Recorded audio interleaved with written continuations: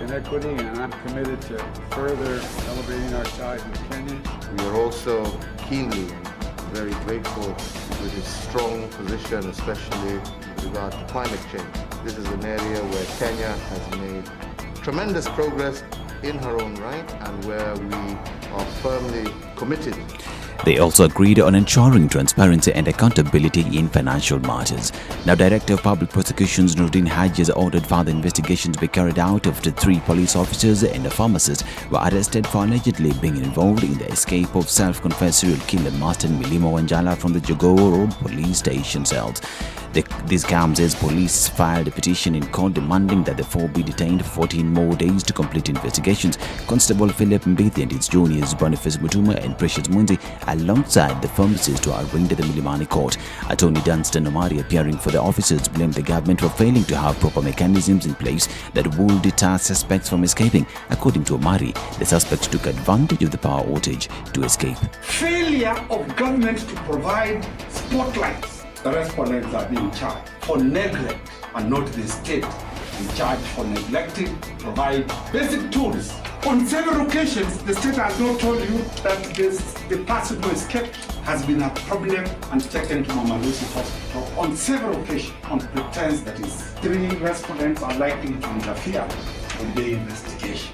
These are very junior police officers. If a governor can be released, what of a police constable? Agnes Tirop's husband has been arrested. According to the DCI, he was arrested in Changamwe, Mombasa County while driving a private vehicle.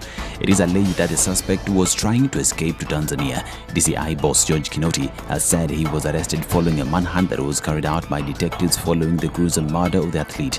He will be arraigned in court on charges of murder after his investigations is complete. 25-year-old Tirop represented Kenya at the 2020 Olympics in Tokyo, Japan. Now, ODM leader Raila Odinga is today expected to continue his Azimio la Umoja meetings in Uasin Gishu County. Raila has been welcomed to the area by Governor Alex Tolgos of Elgeyo Marakwet County. Yesterday, Raila was in Turkana County, where he reiterated his commitment to uplifting poor Kenyans through a grant of 6,000 shillings, as well as promising the people of Turkana a great development under his rule. For his party's main rival, William Ruto, is expected to continue his ghost tour. Yesterday, he criticized Raila's promise of 6,000 shillings to poor families, saying through his bottom-up economic model, only will Kenyans be assisted to be self-reliant.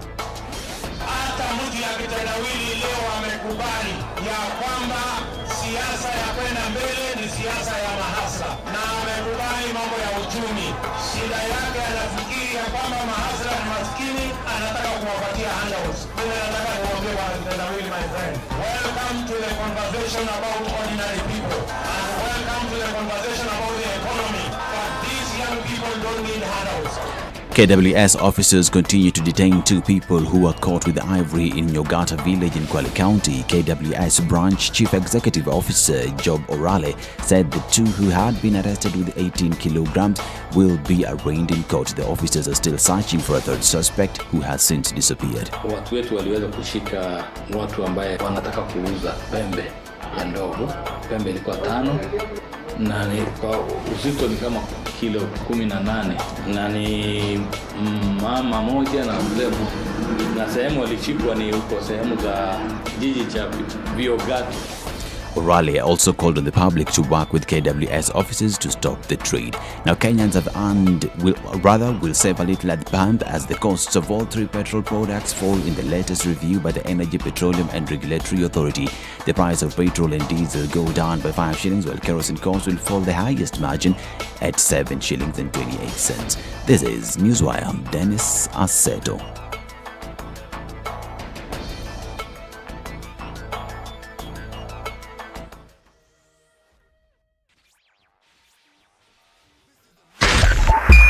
SpiceFM, Nyeri. The following takes place between 6 a.m. and 10 a.m. Thank you. The political class, the contestants, everybody is trying to outsteal the other. Remorse is not taught in any school. Manners is something you get from your mother. You don't get it from your political party. Why are we so unfocused as a country? Why are we spending money and resources Yet, we have real challenges in this country. This coronavirus pandemic should teach us one thing, that universal healthcare is critical. Because at this point, whether you have a medical card that covers you, it doesn't matter. It doesn't matter. This is the Situation Room, the only way to start your day. All right, what is it looking at on these Nairobi streets this morning? It's Friday and it seems as though it's just started. We're looking at traffic already building up on Mombasa Road today. Getting out into the city centre looks like it will be no mean feat. We're also looking at it building up on Jogo Road this morning and getting out into the city centre. Hopefully it won't get too crazy. It's building up on the Thika Superhighway. It is Friday, so we're likely to see in and outbound traffic. But again, we're going to have to watch and see what happens. A few minutes after 6 o'clock means that we can just see the few startings of traffic on different parts of the roads, but we'll take a look and see what it looks like in a short while. Will you help us out here and keep things moving this Friday? SpiceFM KE on Twitter, that's how you can get in touch. Text us on 40127. The aim is to keep it moving. The aim is to arrive safe, and the aim is to not leave if you don't have to.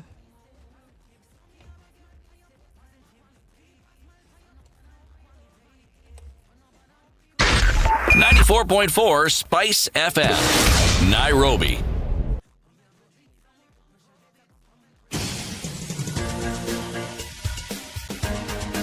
This is the Situation Room, the home of hard-hitting political commentary and penetrating insights about the state of the nation. This is a talk radio experience like no other. The Situation Room, a place for hard truths, debates, and elevated conversations. The Situation Room, witty, political, engaging, deep, controversial. In the room, we have C.T. Muga, researcher, academic, seasoned political observer, a fountain of wisdom in these politically uncertain times. Ndu Okoh, Nigerian by birth, Kenyan by choice, communications expert, Pan-Africanist, a truth seeker and believer in people power, and Eric Latiff, agent provocateur, the man in the chair, seasoned journalist, news hound, a man who believes in punching up, not down. This is the Situation Room. Good morning. How are you doing? Welcome to Kenya's biggest conversation. It's the 15th day of October 2021. Ndu. Yes. How are you? Fine, thank you. Eh? Good morning. Good morning to you. You're well? Good morning. Good morning. Lung tonic. It was some concoction that we were made to believe would cure, not allay, cure all coughs. It's called Good Morning Lung Tonic. All right, so there was a song. Morning That Lung was a Tonic. jingle. It's a jingle. Good morning. As in Jingle Good morning. Chico Bells. Yeah, if symptoms persist, seek medical advice. Welcome to Kenya's biggest conversation. CT. Yes? Did you see what EPRA did yesterday? EPRA. Oh! EPRA did the business, man. The genie that organizes oil prices. Yes. Oh, what did they do? Walicheza kama wow. Yeah, of course, definitely. Walisema, although global oil prices are going up, Sisi, kama Kenya, the local prices will be going down. Yes. Super petrol and diesel decreases by 5 shillings a litre, while that of kerosene decreases by 7 shillings and 28 cents a litre. So prices have sort of reset to what was the previous month of August. And this is despite the fact that global oil, the landed cost went up. Landed cost was up by about 61 shillings and 78 cents for super. What they've done is the supplier margins in this have been reduced by 6 shillings and 26 cents. So that 5 bob basically that's been reduced from our price should be coming from that Fuliza fund of Ukuri attorneys. Which doesn't exist. Look for it. Basically, Ukuri, as we told you, look for the money. Brother Eric, you may notice that I do not look joyful. Neither do I look elated from the news that you've just given us, for this very simple reason. I am a keen student of history. In this country, anytime something good beckons, please be very, very, very, very careful. There's a problem that goes with that. It's a poison chalice, and I'm saying this deliberately. Yeah. Because those prices go down so that they can go up. So there's a proverb that goes with that. Proverb. All that glitters isn't gold. All that coruscates about a palmer is not ipso facto oris. Right. Right. Ipso facto. De facto juris. De minimis and correct. Ad hominem. Ad infinitum. Sawa basi. Welcome to Kenya's biggest conversation. We'll have several conversations to have. So the Standard Chartered Marathon is coming up. We'll have somebody to tell us about it, how you can participate in this year's Standard Chartered Marathon. Also, tomorrow is World Food Day. Tomorrow. There are millions of Kenyans who do not know that tomorrow is World Food Day because today, for them, is World No Food Day. It's World Hunger Day. And Deprivation Day. Yes. So we'll talk about the chronic hunger cycles in Kenya and how power leads us to this kind of situation that we have. We'll have that conversation. COVID in numbers. Biden has said we're going to give Africa more COVID vaccines after meeting with President Uhuru Kenyatta. Indeed, there was a pledge from the President of the United States, Joe Biden, and in his talks with President Uhuru Kenyatta, and says, okay, we're going to give you some more. This was in the conversation where they were having with, there was an urging by President Uhuru, said, look, you know what, help us out. We need some more. And so Biden said, all right, chap, we'll do that. And there's a pledge now from the United States for more vaccines coming to Africa. I'm going to look for that exact number. So what are we looking at? We're looking at 17 million doses of the Johnson & Johnson vaccine to the African Union. And this was after a meeting in the Oval Office between himself and President Uhuru Kenyatta. Speaking of vaccines, where are we now in those numbers and in terms of the vaccinations going on around the country? We are now at 4,340,511 total vaccinations having been administered in the country. We're looking at 5.8 million. So we're shy of that target by 1.5 million. And today is the 15th of October. In 5 days, the celebrations will take place.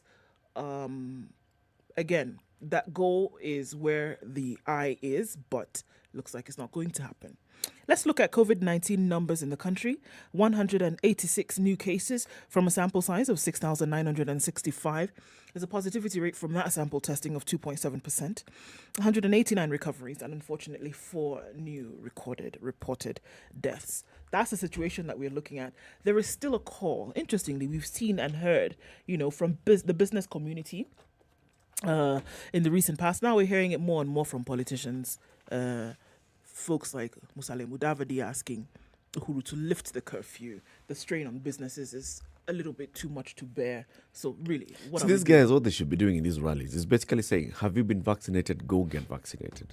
Or, as you're having a rally, how about that be a vaccination point? Yes. Have several, and since you're inviting people to come and listen to you speak, have 1, 2, 3 vaccination points during those rallies. You see, the problem is that these guys do not organize these rallies. It's overnight. Don't do application. Sawa. So by the time you start telling Dr. Akwale and Dr. Mulwa, this is where we want those vaccines to come. It's not possible for them to actually organize themselves. It would be a good idea, though. It would be fantastic. You know what you're asking, what you are proposing is for our political leaders to have a brain transplant. Indirectly? They don't think like that. Okay. It's one of those days, eh? This is one of those days for you, City. What? Wow. Surely. Out of the blocks. Who sharpened the knives? Out of the blocks without even thinking. On your marks, guys. Before the gun has even gone. City out. Wow. It's a 6:15. What? All right. This is a situation room with City Muga. We are live streaming the show on SpiceFM KE, YouTube, Facebook, and Twitter. Are you online? Say hello. And also we'll appreciate saying hello back at you. We'll be looking at the newspaper headlines shortly. Good morning.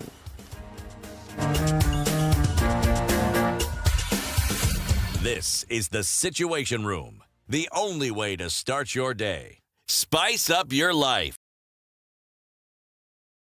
You know, when you see someone being jailed, a governor or two or someone who stole, then people will fear. Because our problem is not the borrowing, it's the stealing.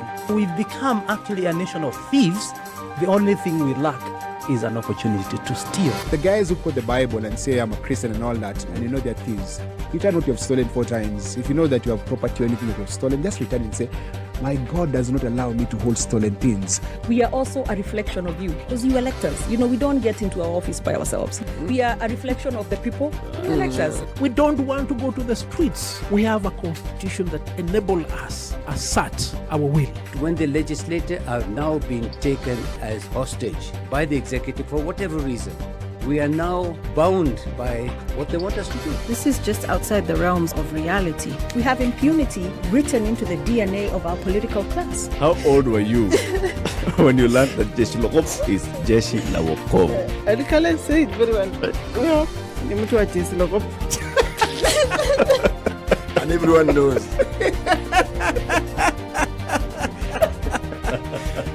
Okay.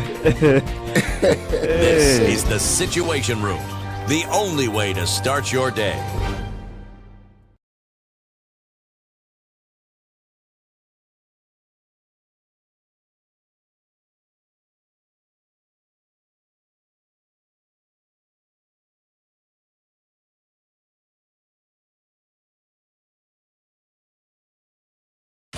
"24/7 around the world, non-stop. This is Spice FM.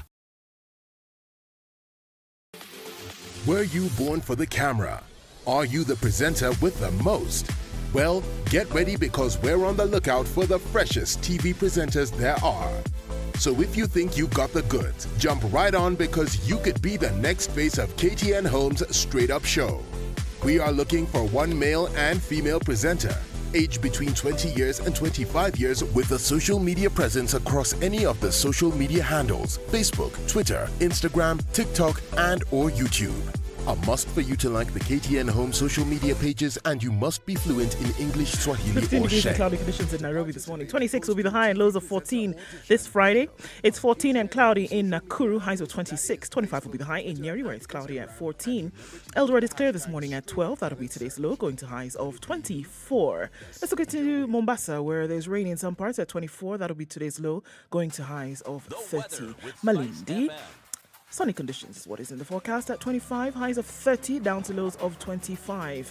Into Kisumu, cloudy conditions at 19, highs of 29. Kakamega is cloudy at 15, going to highs of 29 today. All right, out in Kampala, it's raining at 19, highs of 28 and lows of 18 today. Dar es Salaam, raining in some parts at 23, highs of 31, back down to lows of 23. Lagos, cloudy at 25, highs of 31 and lows of 25, while in Joburg, it's clear at 16, highs of 30 today. Kinshasa is clear at 22, highs of 34. Looking out into east into Beijing, it's 20 degrees and sunny conditions into early afternoon, highs of 20 and lows of 6. Paris is clear at 6, highs of 16. London is mostly cloudy at 13, highs of 14 and lows of 10. And New York Thursday night is clear at 21. Going into Friday, we'll see highs of 25 and lows of 18.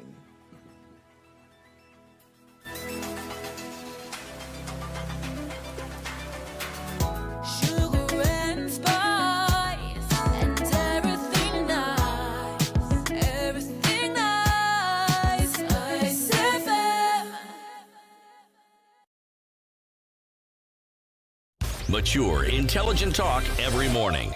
Spice up yourself.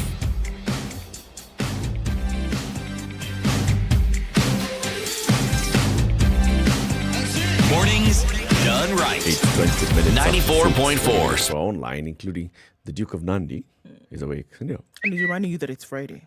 Oh, yeah. It's that Friday. That one today. Today is that Friday. Yeah. Okay. Everybody who's online will be acknowledging you as we go on in the show. City. When you bite indiscriminately, you end up eating your own tail. When you bite indiscriminately. When you do what? When you bite indiscriminately, you end up eating your own tail. When you bite what? indiscriminately. That Anything. means anything. Anything. Yeah, anyhowly. All over. All over. Okay. I can picture a dog doing that. Just biting, and then it turns and sees this thing, bites. Oh, that's my tail. Then Unless it's a Doberman. And then there's a yelp, a loud one. That's a good. Where is it from? This is a Zulu proverb. Zulu. Zulu. Okay. How do you pronounce? How do you say it in Zulu? They didn't provide that particular app. That app. He didn't come with the app. Didn't come with the app. And it's not available on PlayStation. Play. To play. Oh, is what you're looking for. Yes, it's the station where the store is. Oh, City, I love you. Eh, sawa. Sawa basi. Okay. It's not there. Si store iko kwa station. Yeah, pale kwenye play ile. Sawa. Liko play ile. Yeah, play ile, station ile. Let's look at the newspaper headlines. The Standard e-paper gives you the opportunity to access premium content on standardmedia.co.ke. You get all the news, everything that's contained in the Standard newspaper today on the Standard e-paper. Free Sudoku, free crossword puzzles, access to 10 days, free access to the Standard archives. And all these for only 20 bob. Have you done it? Please do it. Access the Standard e-paper today. What's in the headlines? Ndu? All right. Quite a lot. Let's look at the front page of The Nation. Shameless MPs is what they're being called because, on the day the most important issue in our lives, which has been deemed by The Nation as high fuel prices, was before the House, barely a quarter of legislators were present. Instead of stepping up to the plate, leaders were accompanying Deputy President William Ruto and ODM leader Raila Odinga on the campaign trail. And the list of shame has been put here. On Raila's trail, Kanini Kega, Junet Mohammed, Raphael Bonchala, Jeremiah Lomorukal, Stanley Mudhama. On Ruto's trail, Benjamin Tayari, Lydia Haika, Katib Mashitani, Aisha Jumwa and Faisal Bader were, following these gentlemen whichever way they went yesterday. And, they were supposed to be in the House debating on these important issues, which, remember, in the last couple of weeks, they had said we cannot allow for such a situation to take... We cannot. In fact, come and explain to us the reason why things are like this. And so here they were granted the opportunity to debate this and then see what solutions could be arrived at. Where were they? Everywhere but the House. They adopted a report on tax cuts to reduce the cost of fuel, paving the way for consideration of a bill to implement the recommendations to ease the burden on consumers. However, despite the immense public interest on the matter, there were only 80 MPs, 22.9% of the 349-member House, when a debate opened on the report by the Finance and Planning Committee, casting doubt on priorities of the vast majority who skipped the session. In the National Assembly, a number of MPs accompanied Deputy President William Ruto and ODM leader Raila Odinga on rallies at the Coast and Rift Valley, respectively. So those who attended, they did that. Taxes were the highest in the region. The taxes are the highest in the region, which explains why fuel in neighboring countries is cheaper. Yesterday, Ms. Wanga, who is the chair of this committee, said in considering the petitions on the high fuel prices, the team balanced the interests of both the state and the public. When fuel prices rose, everybody took it to the doorstep of Parliament, saying it's MPs who should make legislation to make the prices come down. We took that step as a House, she said. Minority Leader John Badi castigated former Majority Leader Aden Duale, saying that in 2018, the Garissa Township MP was at the forefront pushing for the 8% VAT on fuel, which the report proposes to be reduced by half, while backing the proposal to reduce the VAT from 8% to 4%. Mr. Mbadi, however, opposed calls to keep zero-rate petroleum products. So there are two things going on here. The debate of this particular issue and seeing how can we reduce the prices. And then the other part where are your members of parliament or are your legislators taking these priority issues as priority for them? So maybe that brain transplant thing that you had said earlier. Maybe they considered, okay, so the report is good. Those who are there are going to vote for it. Go ahead, we agree with it. Yeah, we agree. We have other matters to attend to. We have nothing else to add.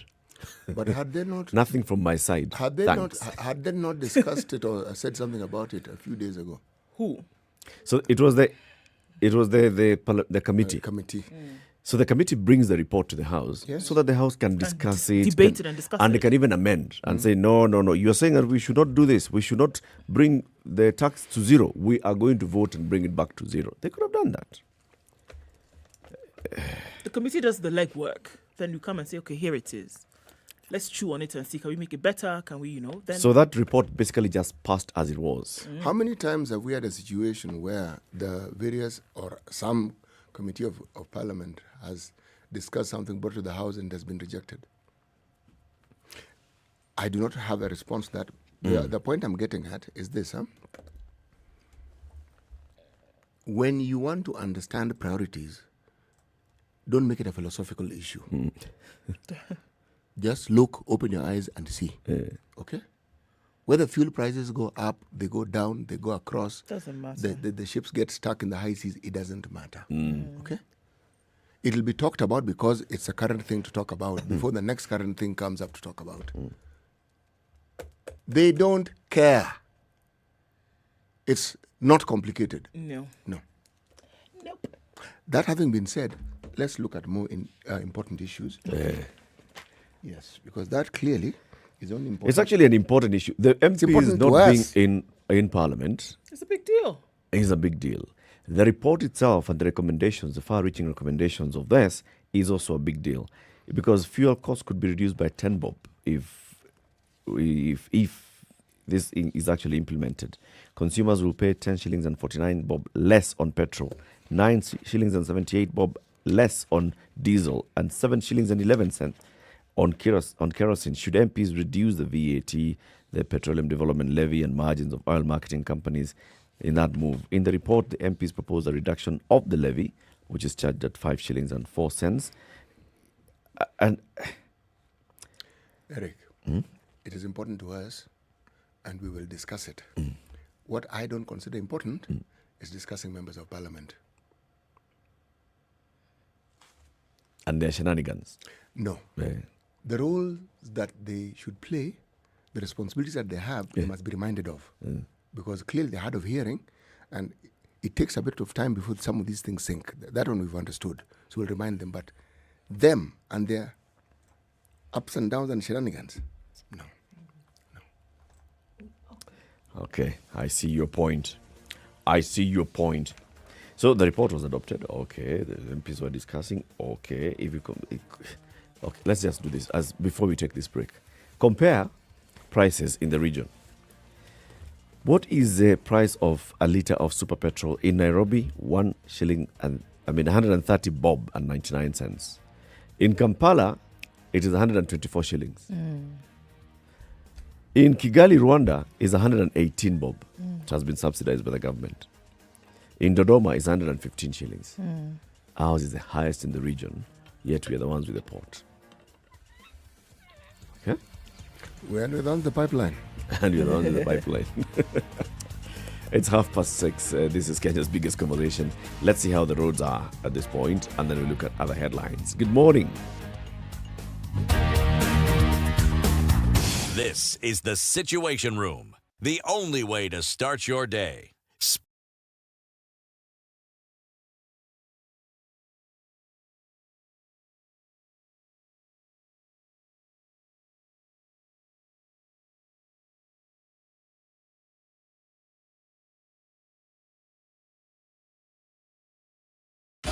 "24/7 around the world, non-stop. This is SpiceFM. Hello. Halo, umesikia? Nimesikia nini? Hujasikia habari? Hebu acha nikuambie. Kile kimetokea. Hello?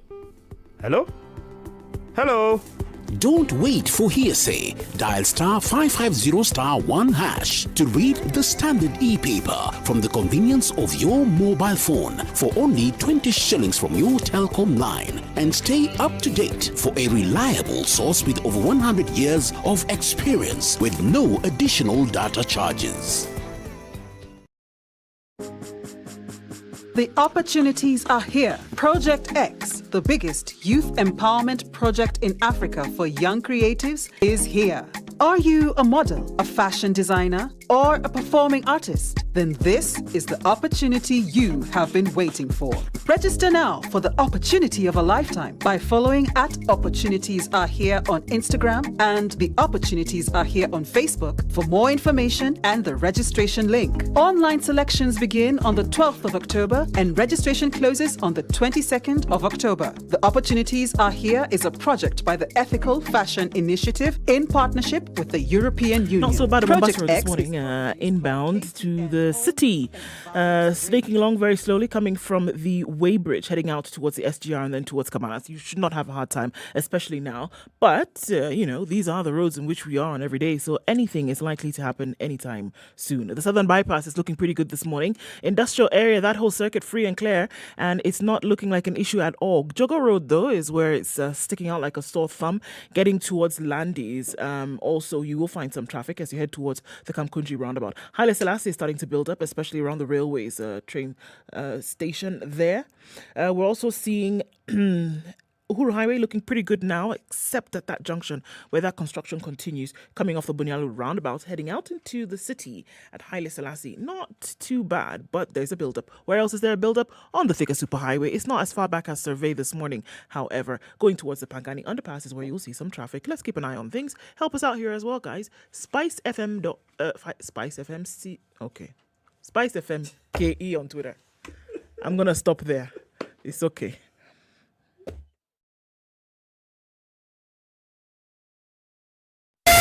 Spice FM, Malindi.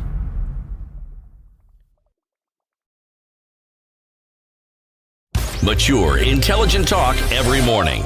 Spice up yourself.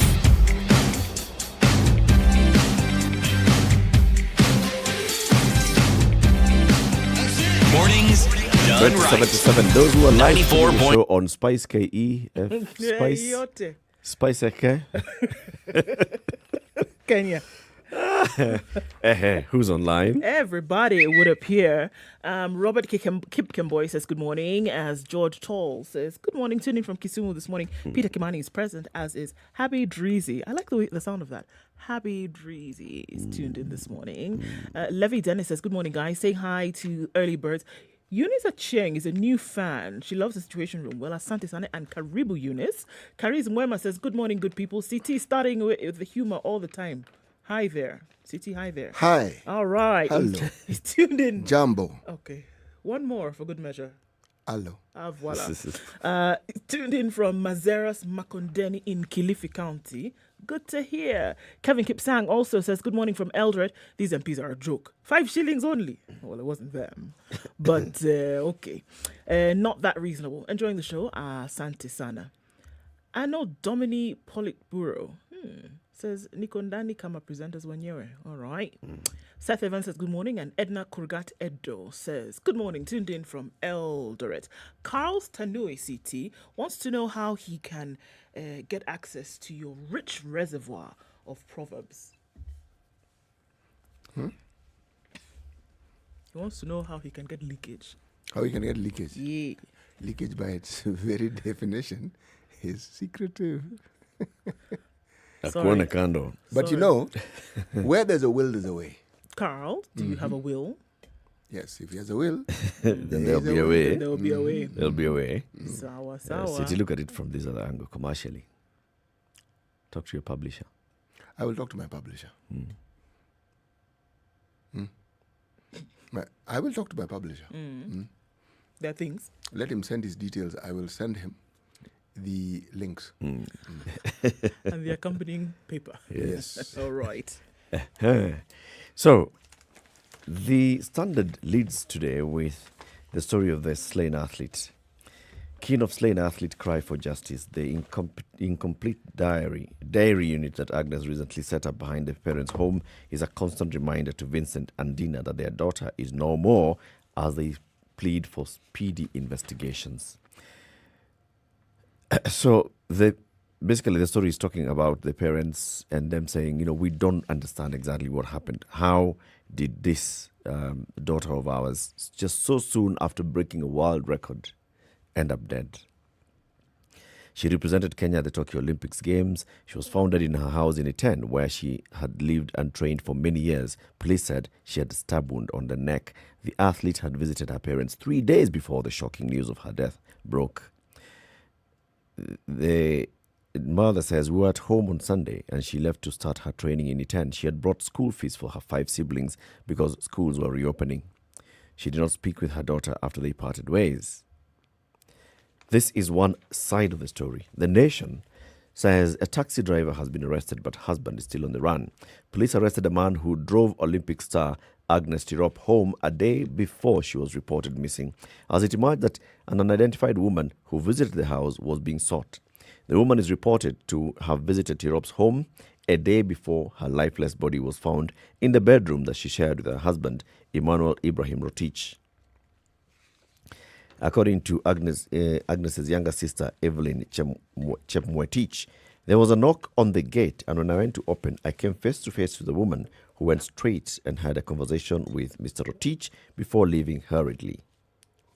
Now, you're seeing new twists emerging in this story.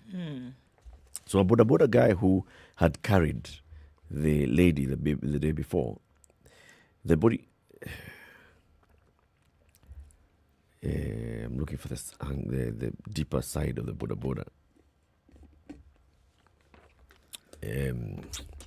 What are you looking for, Eric? The deeper details of why the boda guy was arrested. So there's a boda guy who's been arrested. The husband to Agnes Tirop is still missing. Now the angling of this story, especially when it comes to the husband, he's a prime suspect. He has gone missing. He's not been found. And the framing of this narrative is that this is the man who is most likely the one who committed this act. But looking at what we've seen recently with police and police reports, and how, for example, they told us that Kangogo is the one who killed all these people, you come back and you ask yourself, really? What we know is that Agnes Tirop is dead. What we don't know is who killed Agnes Tirop. And saying that the husband is on the run, do you actually know whether he's on the run? You don't know that. You don't know the details. Do you know whether he's alive?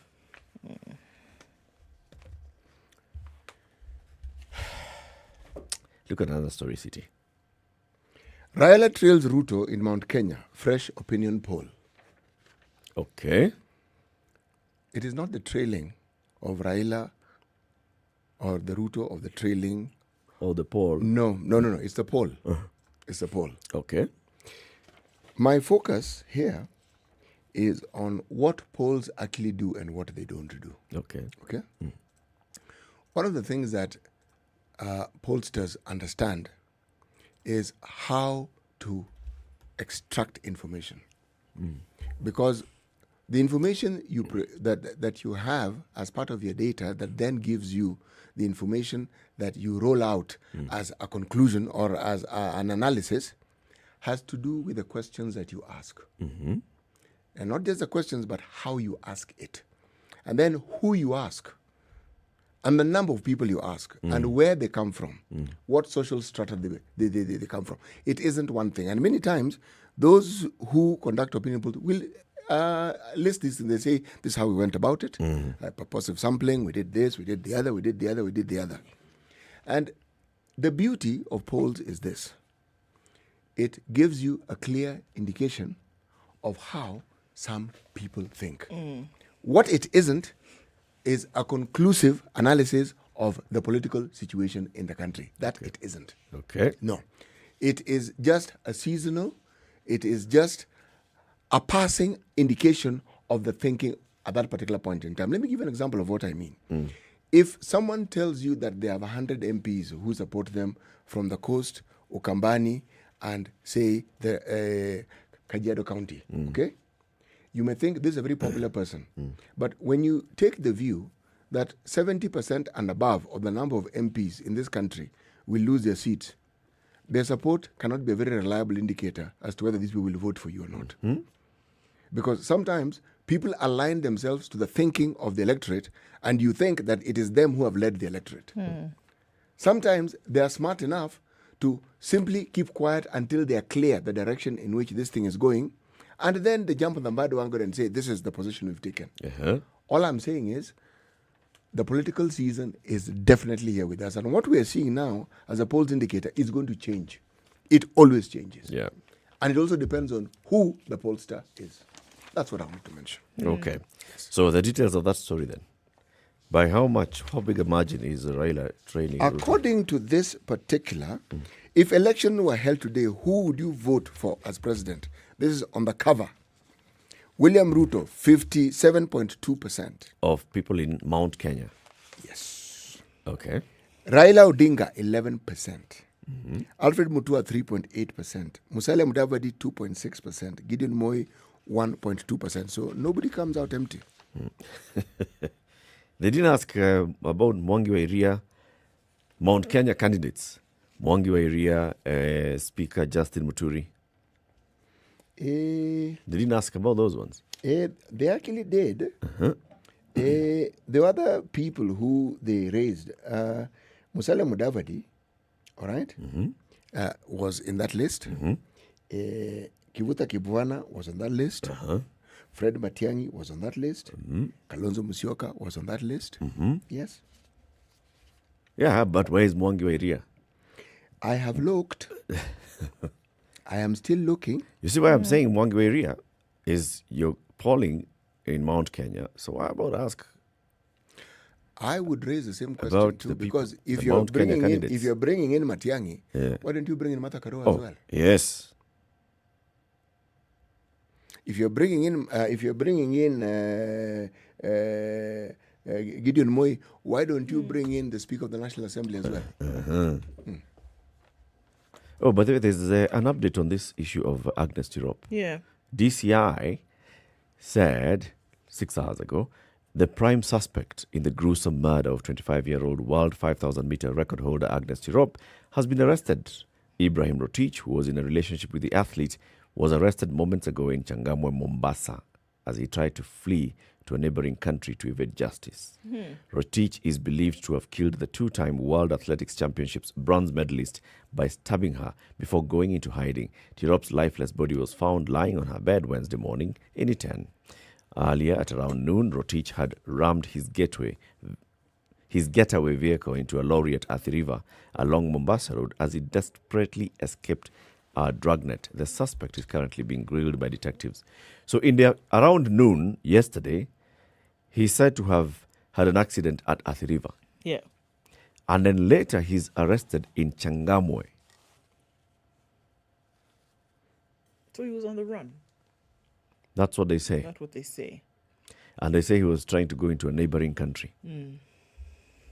From Changamwe, how many neighboring countries do we have?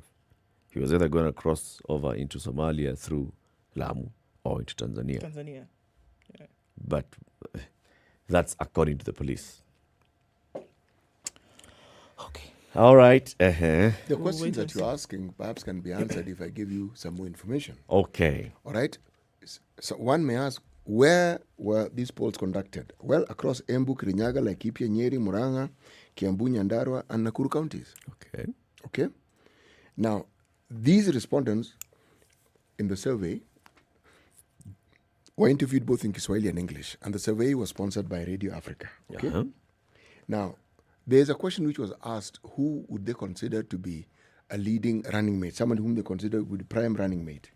It was NAC Kenya leader Martha Karua. She topped that list, and she was followed by TSP leader Mwangi Kiunjuri. She got 10.6%. Mwangi Kiunjuri 7.9%. Murang'a Governor Mwangi wa Iria 7.6%. Kirinyaga Governor Anne Waiguru 7.5%. Mathira MP Rigathi Gachagua 7.2%. Peter Kenneth 6.4%.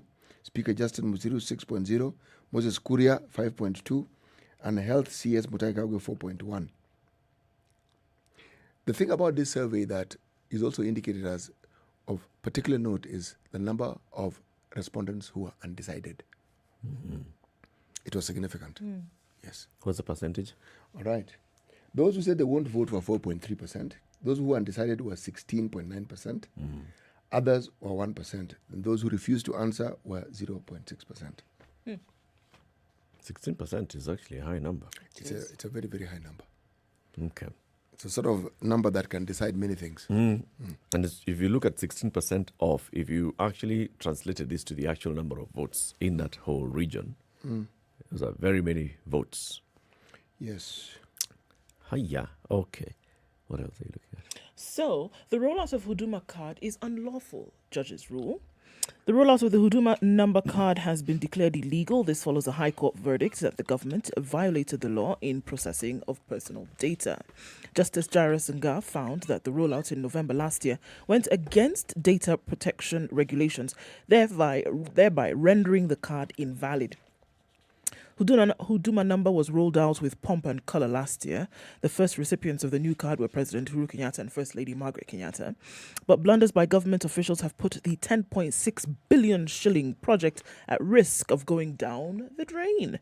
This is the second time the government is on the receiving end over the project. The National Assembly had enacted the Data Protection Act without consulting the Senate. After senators lodged a legal challenge, a 3-judge bench declared 23 of the laws unconstitutional. Yesterday, Justice Nga observed that if an appeal was lodged, he was not aware of the outcome of that appeal. He faulted the government for collecting and processing data based on the invalidated act. And according to him, the order of review is hereby issued to bring into the Honourable Court and to quash the respondent's decision of November 18th, 2020 to roll out the Huduma card for being ultra vires of Section 31 of the Data Protection Act 2019. So, illegal. Now, you see now when you went all the way to Westlands traversing... I have my card with you went me. to pick your card. My dear. It I would have appear it. that was... It will be legalized. activities at in some point. utility. So it's a rollout that is illegal. Yes. What flouted the law?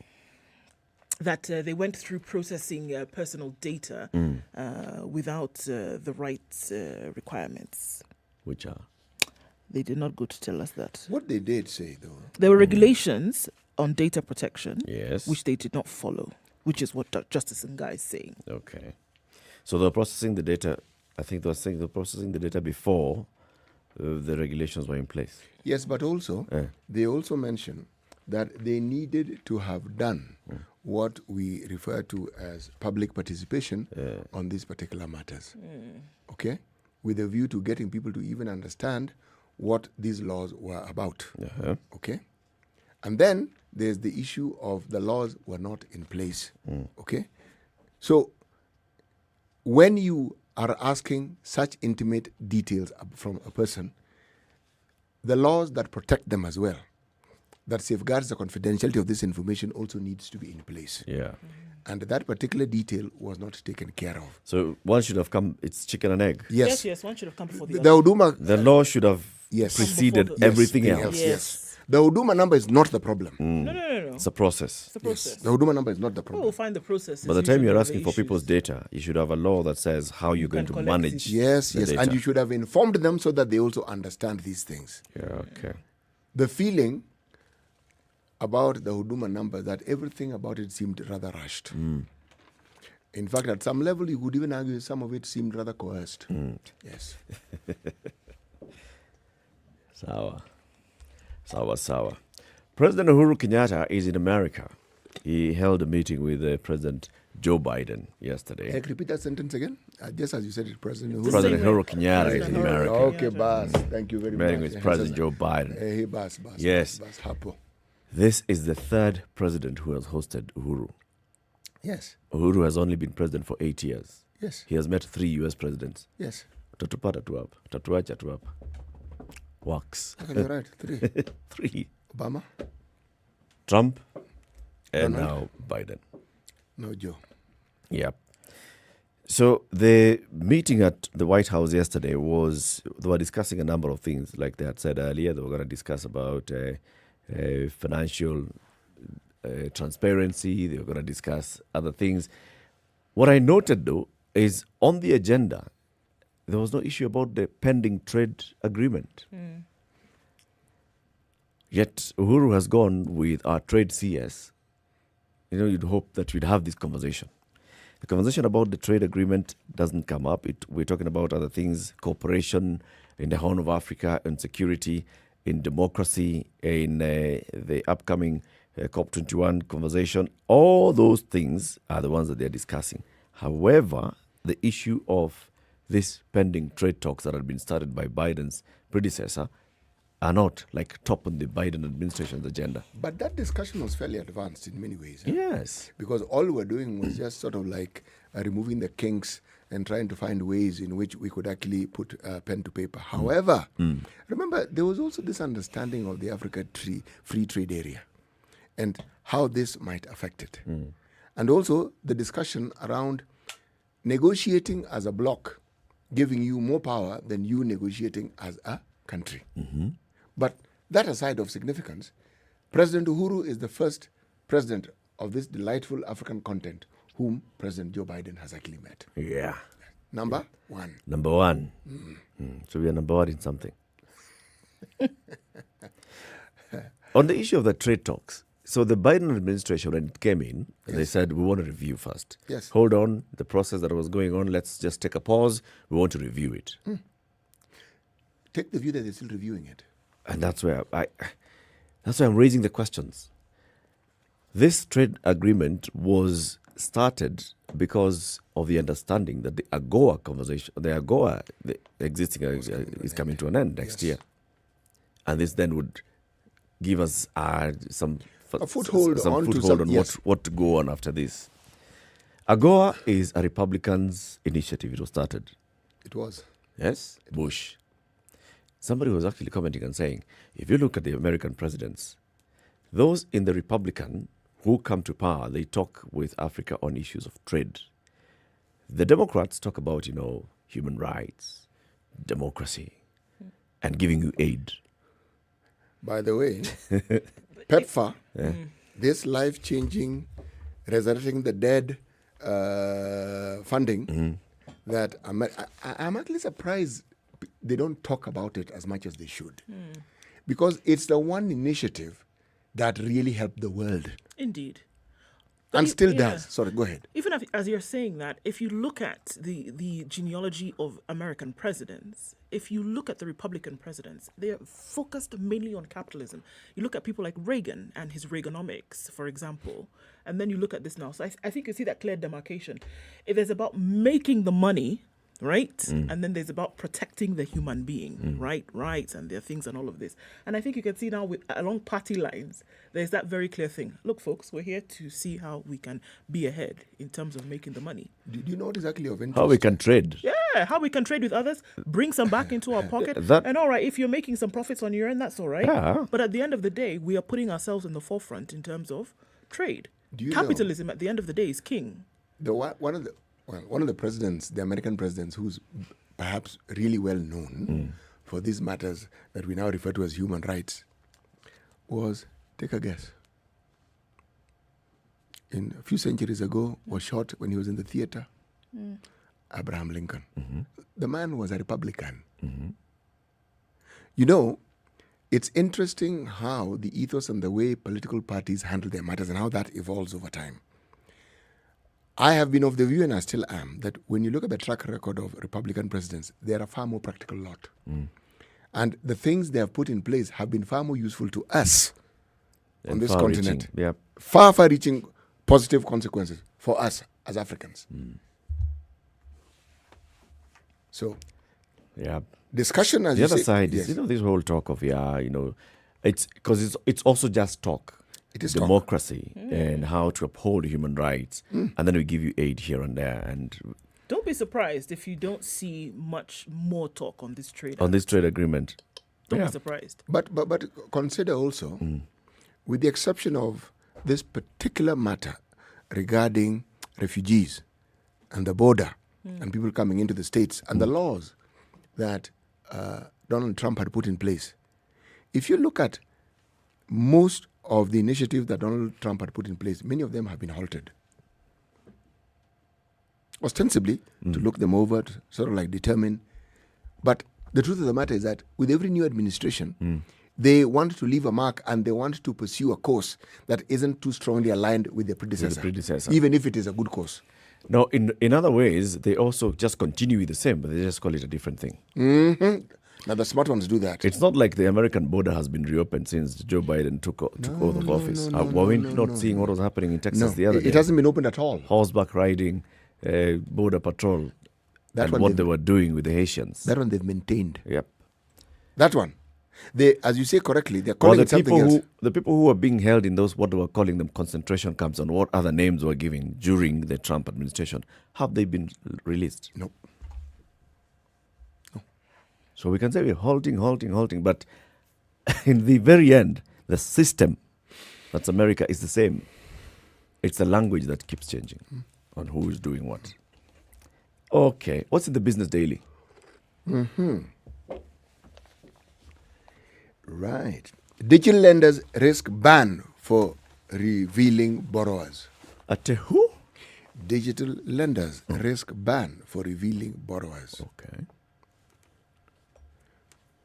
Fintechs risk punishment for bombarding kin and friends with messages asking third parties to enforce payments.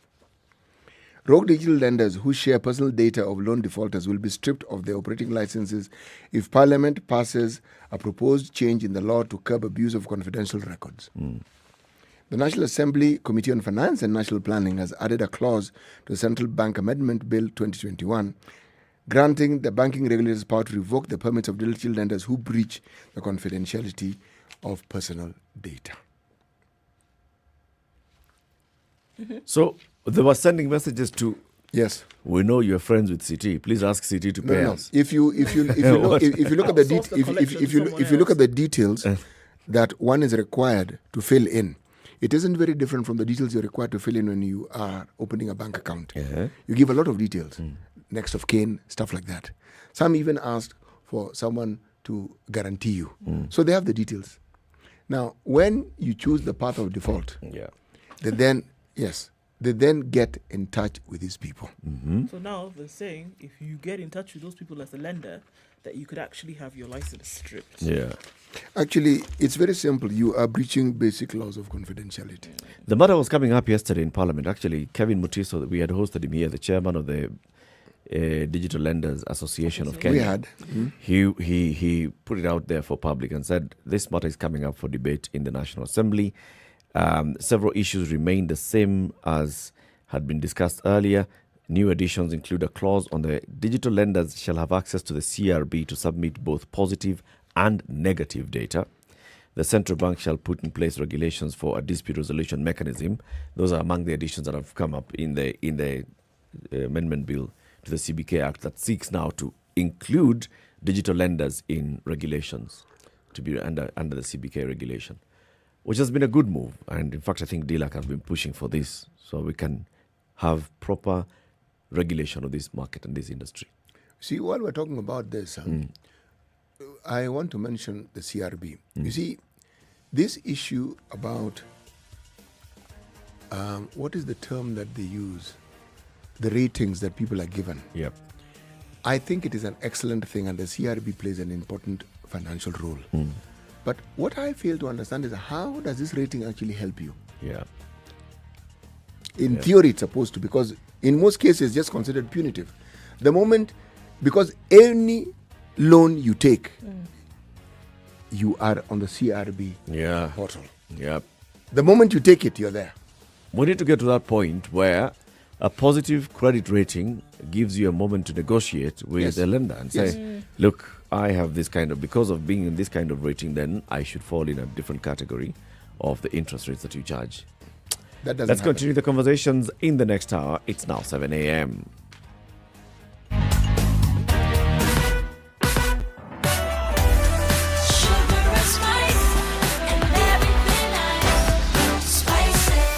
Spice up your life. The latest news from around the world. 94.4 Spice FM.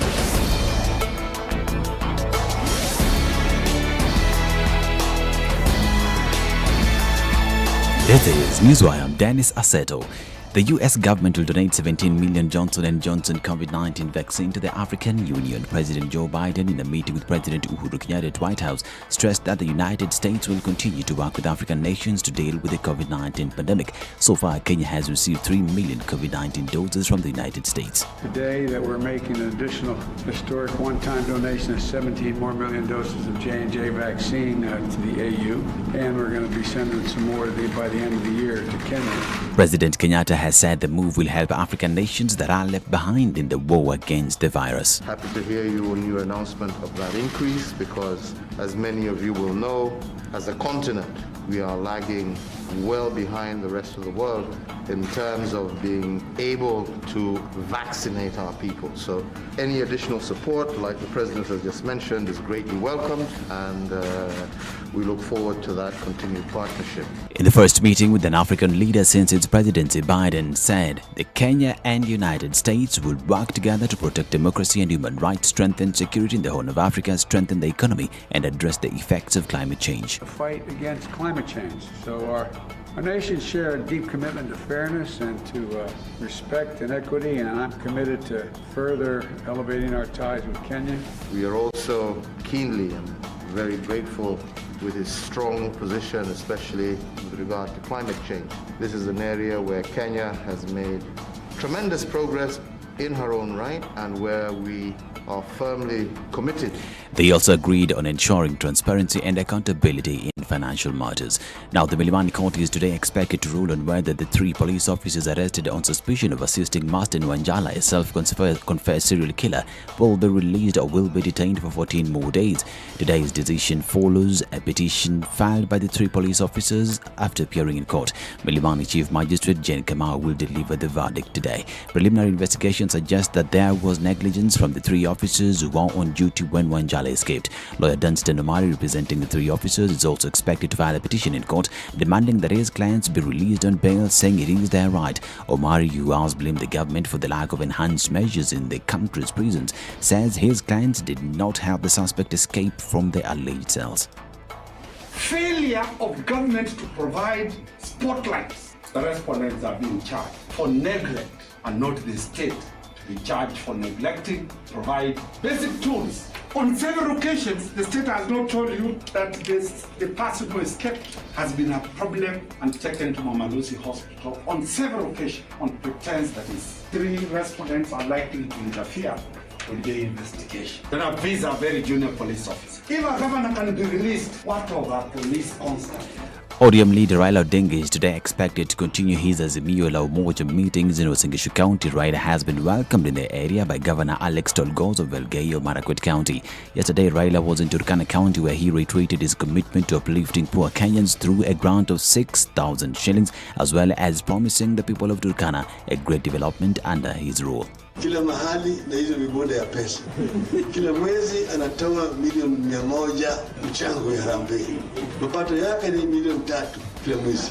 Hiyo pesa ameiba kila mahali, akipeni anakuja na helikopta si nini. Hiyo pigana na adui matatu makubwa. Moja ni ugonjwa, pili ni umaskini, tatu ni ujinga. Sawa? On his part, his main rival William Ruto is expected to continue his cause tour. Yesterday, he criticized Raila's promise of 6,000 shillings to poor families, saying through his bottom-up economic model, only will Kenyans be assisted.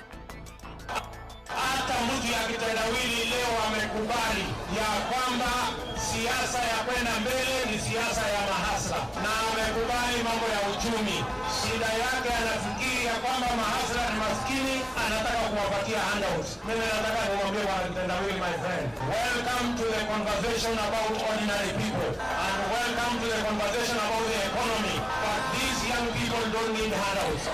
Agnes Tirop's husband has been arrested. According to the DCI, he was arrested in Changamwe, Mombasa County while driving a private vehicle. It is alleged that the suspect was trying to escape to Tanzania. DCI boss George Kinoti has said he was arrested following a manhunt that was carried out by detectives following the gruesome murder of the athlete. He will be arraigned in court on charges of murder after his investigation is complete. 25-year-old Tirop represented Kenya at the 2020 Olympics in Tokyo, Japan on Wednesday. The suspect will be transferred to Iten from Changamwe as investigations continue. This is Newswire. I'm Dennis Aseto.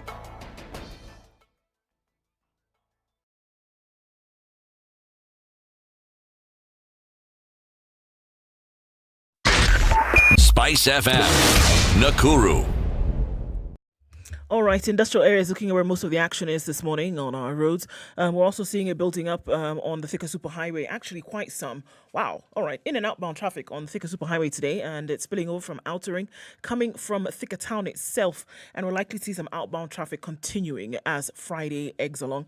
We're also seeing some traffic building up on Kiambu Road today, joining with what is Muthaiga Square, and it will take some time to get into the city if you're in that area. Uhuru Highway, not looking so bad right now, but at the roundabouts, that there are about 3 that we're looking out from Nyayo Stadium, then to Bunyala, and then to Haile Selassie. Those 3 is where you'll see most of the traffic this morning. We're also looking at traffic on Langata Road this morning. Southern Bypass looking pretty good, but then you get to Langata Road and then you're going to stop because there's traffic. So you could go round further, but quicker. So there's an option. Coming out of Westlands is looking quite sticky already. The Red Hill Link Road is going to provide you a good exit, or rather escape. Other bypass is also working well this morning, Eastern and Northern. North Airport Road is also looking a bit sticky this morning. Let's see if we can loosen it and get out of there in good time. But if not, you're going to have to use some patience, at least for now. All right, a few minutes after 7 o'clock. Let's see what it looks like in about half an hour and see if we can keep things moving. Talk to us clearly this time. SpiceFM KE on Twitter. Text on 40127.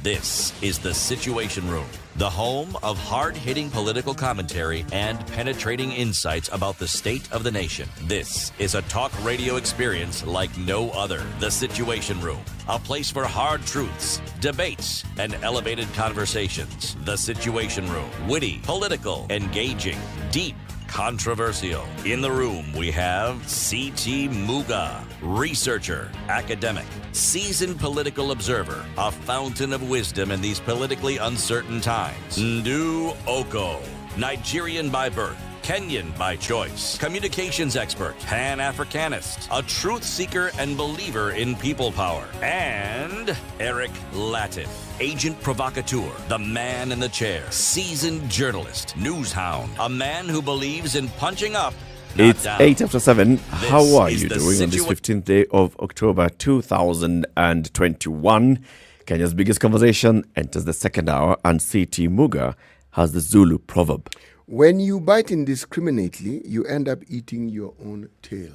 When you bite indiscriminately, you end up eating your own tail. So it's not just a dog. It's you.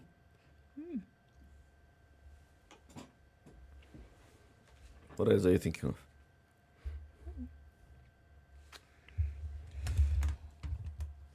of? No, nothing. Okay. You're thinking of nothing. Well, initially, I just likened it to a dog, but it's not necessarily a dog. Could be you, could be me, anybody. Go about chomping on things, you end up chomping on something that would hurt you. It's actually you causing harm to yourself. Yeah. Biting yourself. Could come back to bite you. Yes, it's like somebody who thinks that they can make a good life out of betraying other people. The person you're betraying is yourself. Yes. In the end. It is you. In the end, you will suffer. In the end, yes. There are those who say that your deeds or misdeeds will catch up with you. But with everything that we do, we may not realize it, but we set in motion a certain course of action. Yes, just by doing it. Whether it is good, whether it is bad, but you do set in motion something. That at some point or the other, when you're unsuspecting, at the moment you least expect it, it will bear fruit. Or it comes back in a very bad way. It can come back in a horrible, terrible way. Can we then talk about then what was happening on Twitter yesterday? Yes, we can. So there's a lady called Chemos Serut, and she is the daughter to a former member of parliament for Mount Elgon, Mr. Serut, John Serut, who was also an assistant minister in the Kibaki administration. So she went onto Twitter, not yesterday, it's on the 12th, 3 days ago, and she was appealing. She said, A lot of you don't know me, but I'm here requesting your help today. My father's name is John Serut. He's been unwell for a while now. He was diagnosed with multiple myeloma in January of 2020. Since then, we've had medical bills totaling to about 20 million shillings. This is a type of blood cancer that affects multiple organs, for example, the kidneys, the bones, and liver. So far, we've handled this as a family, but we are now reaching out to you for help. Our most recent bill was slightly over 5 million shillings, and we need the amount on top to cater for an insurance cover, as we have exhausted the existing one due to bills amounting to 14 million shillings this year alone. She posts the link and she says, kindly retweet and support. Thanks in advance. And what then ensued after that, since the 12th up to yesterday, the 14th, and it continues even today. Yesterday, John Serut was trending on Twitter. And when you look at the comments that were coming, it's on the back of this appeal by his daughter. And she's saying, look, guys, financially we are strained. When you see a family has spent 20 million shillings in 1 year alone, in 10 months, and they need to continue spending, they need to continue raising money. She's basically doing what every Kenyan does. We are here, this is the situation, and we're calling out for help and support. We've reached our wit's end. What did people then do? People started reminding her, okay, is this John Serut? Yes. John Serut was an MP. Yes. John Serut has been mentioned in various quarters, including in the TJRC report, in connection to the Sub-Outland Defence Force and the atrocities that are committed in the community that he was representing in Parliament. And was saying, if that Serut was sitting there and allegedly perpetrating what was happening, why would people now be feeling sorry for him? And that kind of connects with what the proverb is saying. Biting indiscriminately, you end up biting your own tongue, your tail. But there are very many angles to this, though. From one angle, I don't want to get this straight off my chest. This is a girl who is looking at her father. She's looking at her family. She's looking at what the family has gone through over this period. She's looking at how much of a financial, emotional, and physical strain this is causing. And she's wondering, so what else can we do? How else can I support? I can support by using channels that I know. I've used Twitter before, and I've seen Twitter campaigns before. I have seen GoFundMe campaigns before and others. I have seen them work. Maybe I could try that, and maybe I could help in supplementing this bill. She goes on to Twitter. She doesn't look at, John Serut, the MP. She's looking at John Serut, my father. But people are looking at John Serut. I mean, the relationship that we have with John Serut is what we've seen, his public profile. In his public profile, this is what he has done. These are the pronouncements that he's made. This is what he did. Why should we be supporting this person? There's a group of people, obviously there are many people who've seen this and they've said, all right, yes, I feel you and I'm contributing. There are those that are contributing. And then there are those that are out there saying, no. Where do you strike that balance? How do you draw the line? Well, it's kind of sticky, Eric, because, all right, should the things that you have done in the past, which clearly, or things that you may have ignored, omitted, and not participated in, because surely a lot of the vitriol then that was spun after this request was quite some. And you could hear and see that it was coming from a place of pain for a lot of people, right? What people would call really atrocities that happened in that era, and that maybe he did or did not choose to pay attention to them. But the question is, should your behavior in the past, whether we're looking at something like this, whether we're looking at a legislator who failed to enact something today and then comes back tomorrow looking for help, should your behavior in the past bear implication in the present or in the future as to how then you would get assistance? Should it matter what it is that you did when then you're in a position where you clearly need assistance? Should the two cross lines, should these two colors actually then mix? Or should you say, okay, look, it was at then a different time, we'll deal with that when we need to, but right now, this chap needs help? Is that how we operate? Or Yes. are we able to separate the two? Because I see very clearly here that it is, hold on a minute, we are not removing the individual that we had thought of in this manner from this individual who needs help today. No. As far as we're concerned, it's the same person. And so we're not going to lend our good graces because of what we remember he may have done 5-10 years ago, or not done in this case. There is no difference for people. And it is clear that there's no difference. It doesn't matter who it is that was bearing the message, whether it is his daughter who's thinking about her father. It's very clear here that people have not divorced the two. People have not divorced the two. A man in need today and somebody who behaved in a certain way 10 years ago. No difference. Same person, same remembrance. Today is being used today. Should it be different is the question as well. You know, the philosophical discussion around it is only that, a philosophical discussion. But the way we are wired, we respond to things that people do. And the person who does them may not understand the full recourse of that response or the manner in which it will be manifested, but we always do. Someone smiles at you, depending on how you woke up that particular morning. In most cases, you'll smile back. There are people who make a point of sucking some very sour lemon in the morning. So it doesn't matter how much you smile at them, they'll scowl back at you, okay? But those are exceptions.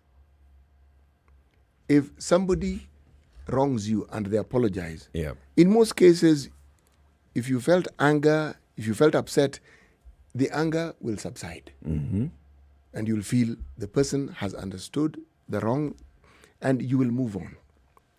But there are things that when someone does, unfortunately, people do not forget.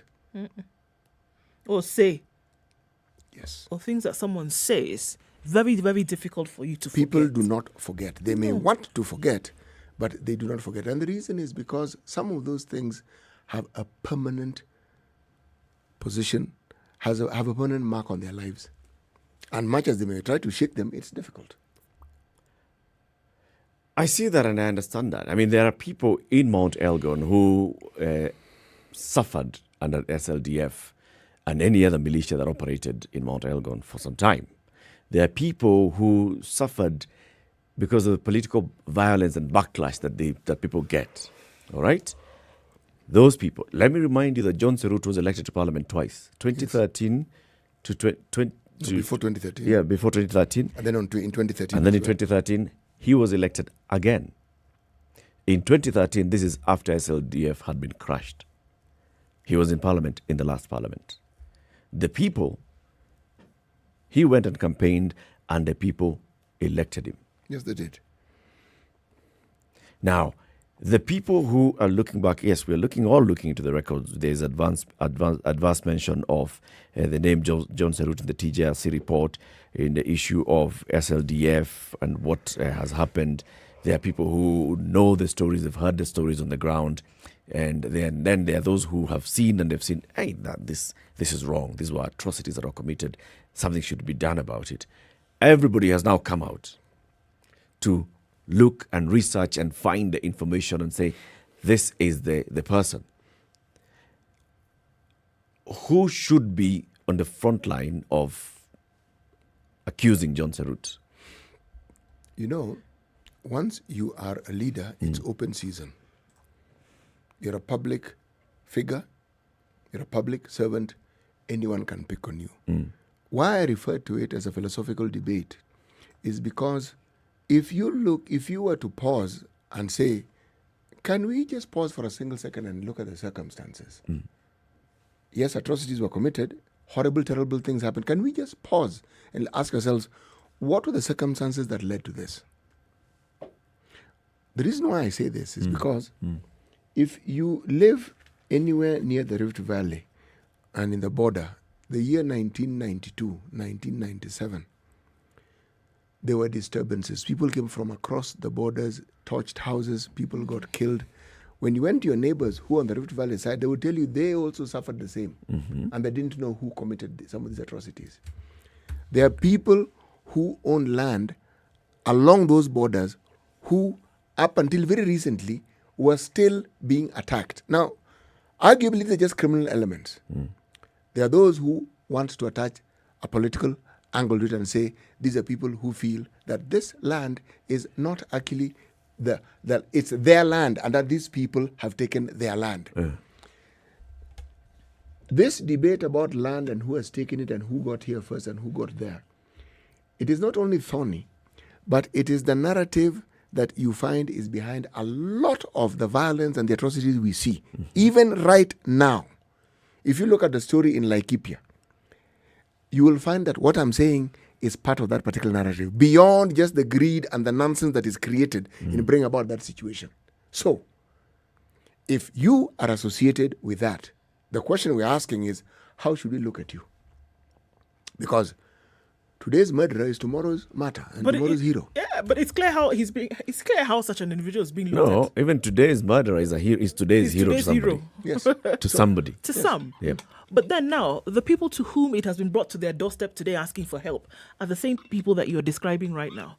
The people then who were, is it possible to be a negative benefactor of this terrible situation, right? Where people were killed, livelihoods were taken, etc., etc.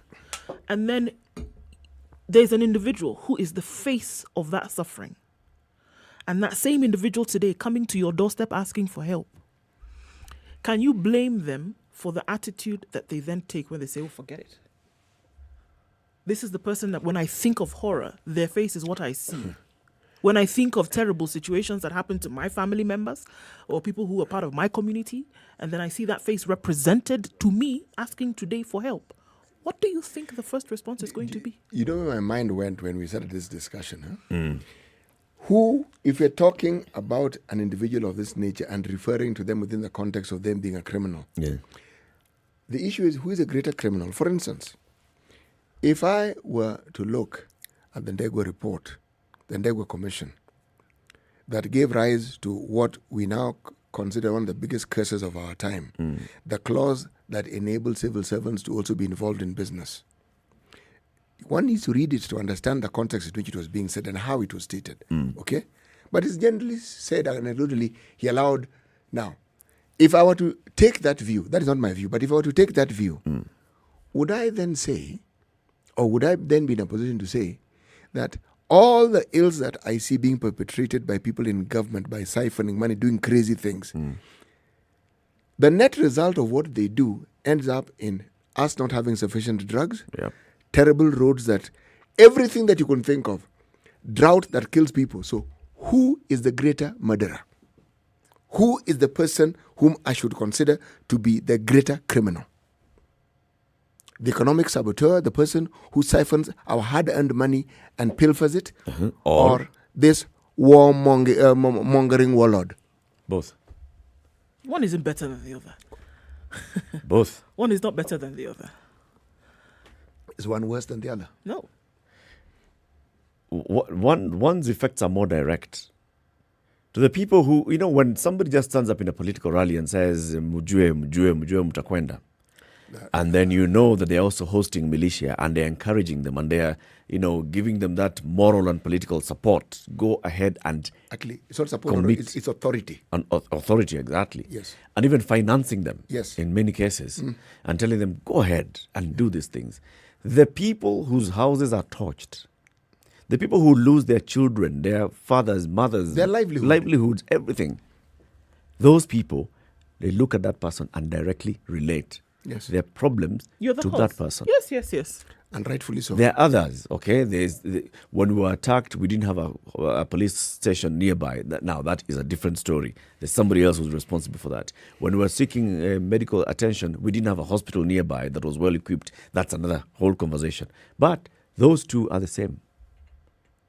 You sit somewhere and you are inciting violence, for politics. And, it's happening even now. Kick people out so that we can register some people.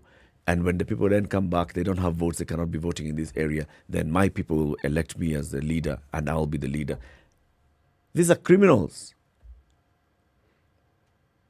And I think now, what is happening now with the conversation on John Serut, I said I want to get it off my chest. I feel very, very sorry for the daughter. Because the daughter is looking, and she even came back again, and yesterday she tweeted, she said, you guys, I am not talking about John Serut, the politician. I'm just talking about John Serut, my father, who's sick. For now, I am talking about my dad. Okay? Now, the audience, of course, is saying, how do I know this John Serut? It's the same person. I feel sorry for what she's going through in her family. But now, again, this other conversation is important.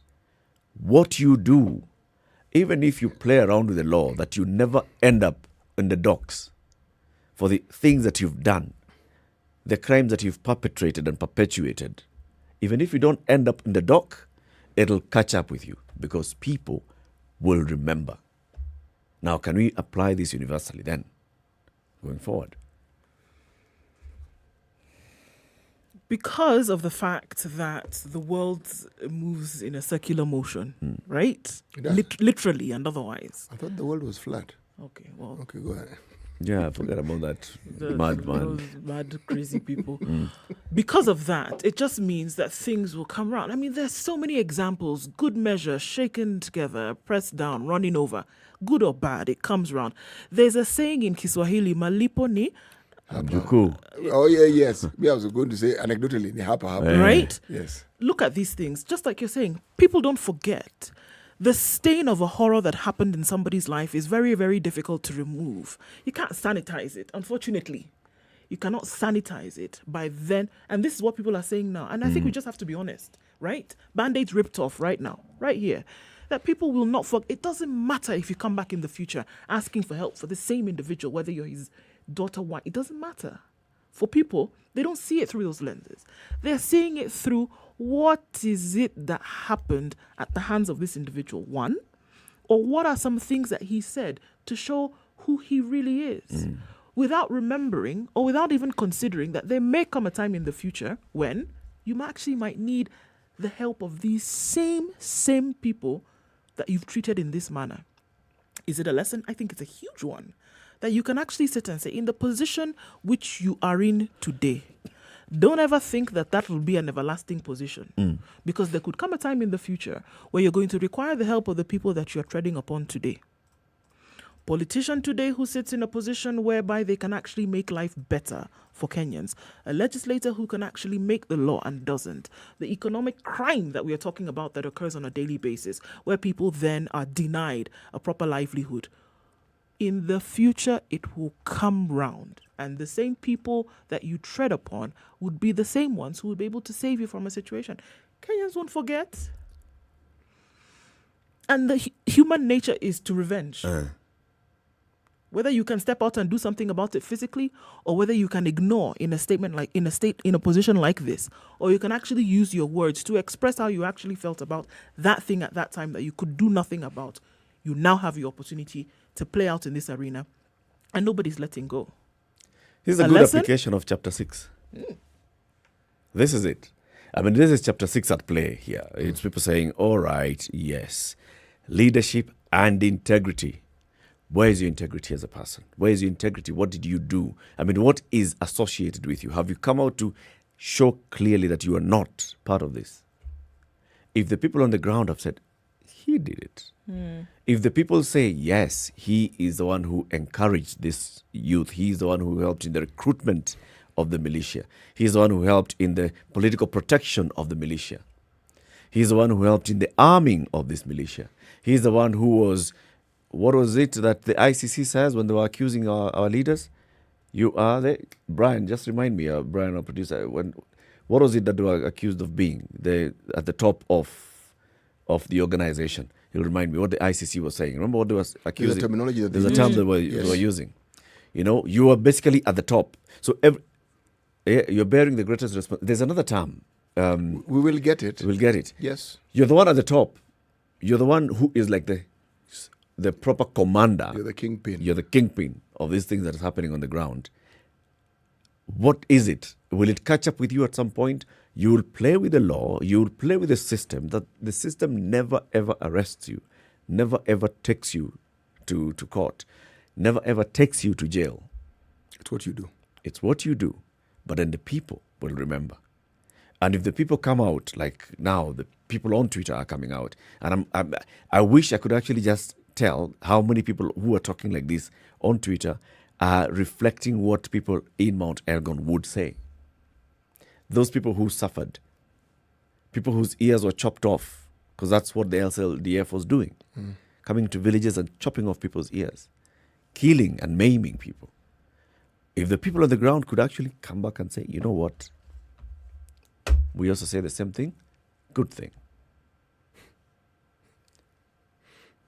You know, there is also, in this discussion, the redemptive power of forgiveness, and whether one is willing to apply it or not. Because to apply for forgiveness or to apply forgiveness? To apply the very concept. Because forgiveness cannot exist unless there's wrong. And this was not wrong. This was a great deal of wrong. You know, again, this discussion has got my mind really going back along memory lane. And I'm thinking of people who you last saw in, say, primary school. You know what is strange is, it doesn't matter what they later became in life, your memory of them is when you last saw them. Yeah. You look at them how you looked at them many years back. Yes. So it's like if someone was kind to you at a certain point in time. Yeah.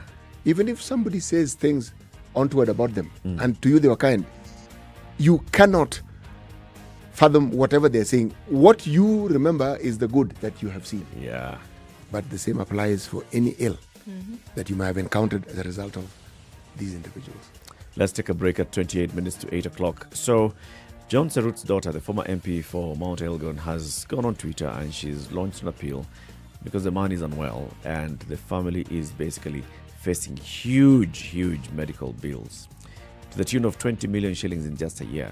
And she's saying, please help. Then the Twitter people have come out and said, the same John Serut, what we know about him and what we remember, these are the issues that are coming up. Are people being unfair? Or are people justified in bringing up the issues that they're bringing out today? That's a conversation we're having, and we'll open up the phone lines for you to contribute. 0719 012 600. Good morning. This is the Situation Room, the only way to start your day.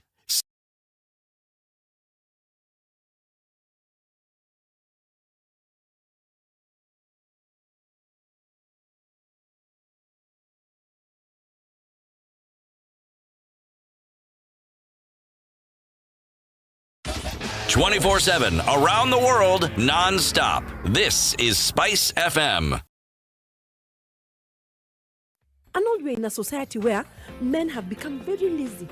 They have made people's daughters become mamafuas. You know mamafua? Yes. That you come to a man's house, maybe you went out or you've come for a weekend. You find all his shirts in his laundry basket. Yeah. He was waiting for you to come and Are you his wife?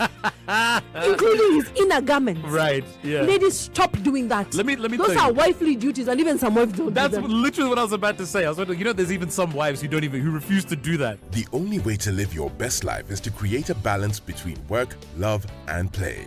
The Adults in the Room is the only show on radio dedicated to educating Kenyans on how they can stay winning in life and in love.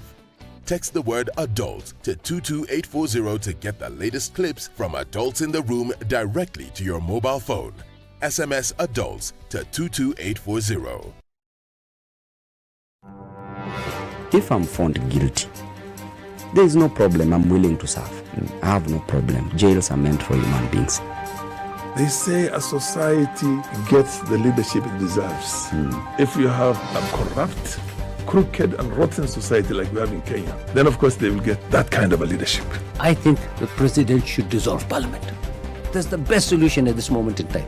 Dissolve parliament. All of you go home. Yes, we all go home. How are we encouraging other people who might have new and creative ideas? Young people who are making money without any government help. They are just buying their own bundles. They are going on TikTok and making money. KRA is coming after them. I've been in parliament for 15 years. We have been unable to pass the gender law. And yet no presidential candidate is talking about it now. Because we are fake. The truth is, all the men refuse to vote for that law. What did Sonko do to Pumwani Maternity Hospital? Yeah, he with cleaned his it own up. money. Cleaned it with his own money. That was him as an individual. Yeah. And I did not say he was cleaning his own money. I was saying he cleaned Foot, mouth. Foot, mouth. Eric. Okay. The situation. The weather with Spice FM. All right, sunny conditions in Nairobi at 17, highs of 26 and lows of 14.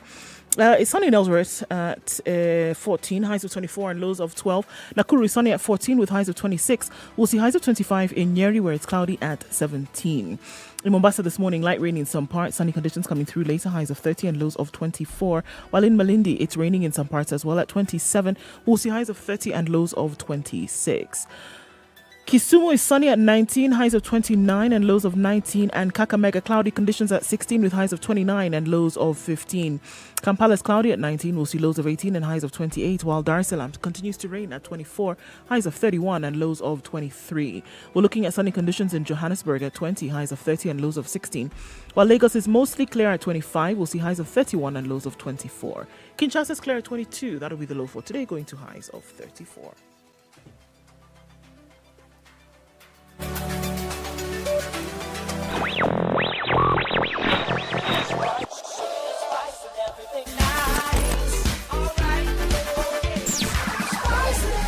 Spice up your life. All right, traffic situation picking up in certain parts of the city this morning. A lot stickier than it was before. The Thika Superhighway, quite hot and heavy coming into the city. Outbound traffic also picking up as well. Coming off of Kiambu Road as well, it is quite heavy. That whole Muthui area now sticking in through to Westlands and Parklands, coming out into the city centre from that side of things. We're actually seeing a lot of traffic this morning.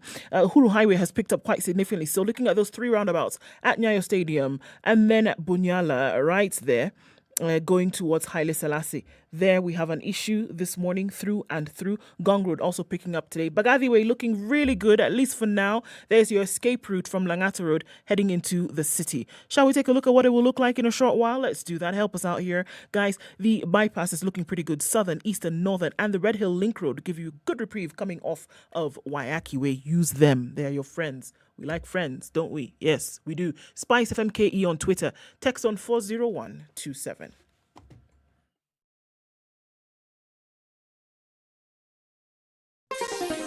Chilled Spice.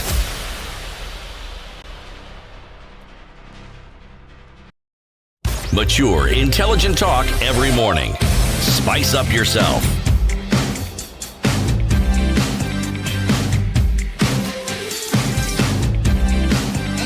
Mornings done right. It's 22 minutes 94.4 to 8 o'clock. Kenya's biggest conversation continues. We are looking at what the Twitter streets are saying about the former MP John Serut. Quite some. Raphael says, I just want to highlight that some of us don't listen to apologies, let alone accept them and forgive. There are people who hurt us badly, and though we found a way to nurse our wounds and move on past the horrors they caused, we simply want nothing to do with them, not even an apology. Anyhow, I'm not part of that community. Honorable Serut hurt when I am not part of that community. Honorable Serut hurt but I wish him a quick recovery, if it is a curable ailment. Daniel says, the common man in Kenya suffers heavily under the so-called Waheshimiwas. So when an opportunity presents itself for revenge, we never let the chance slip away. Wow. The rich better be warned. Behave or else. My goodness, if there's a message, there is one. And another one says, it's okay, that's a bygone. We try again today. To Kihata we go and spoil ourselves with our shallow pockets. TJ. Apache says, mention John Serut's name in Kenya and it brings back the scenes of sliced ears. If you walk around Mount Elgon villages today, you will see residents with sliced ears. It brings back pain and suffering. But I do feel sorry for his daughter. What do you think? What do you feel? Let's hear your opinion on this particular matter. 0719-012-600. What we're talking about is, so the daughter of the former MP John Serut took to Twitter 2 days ago on the 12th of October, and she was saying how their father has been unwell and is racking up medical bills, hospital bills every single day. This year alone, they've spent over 20 million shillings, and their latest bill is about 5 million shillings, and they're saying they need to raise this money. So she was out there saying, we have launched an online appeal to raise funds. Please support us if you can.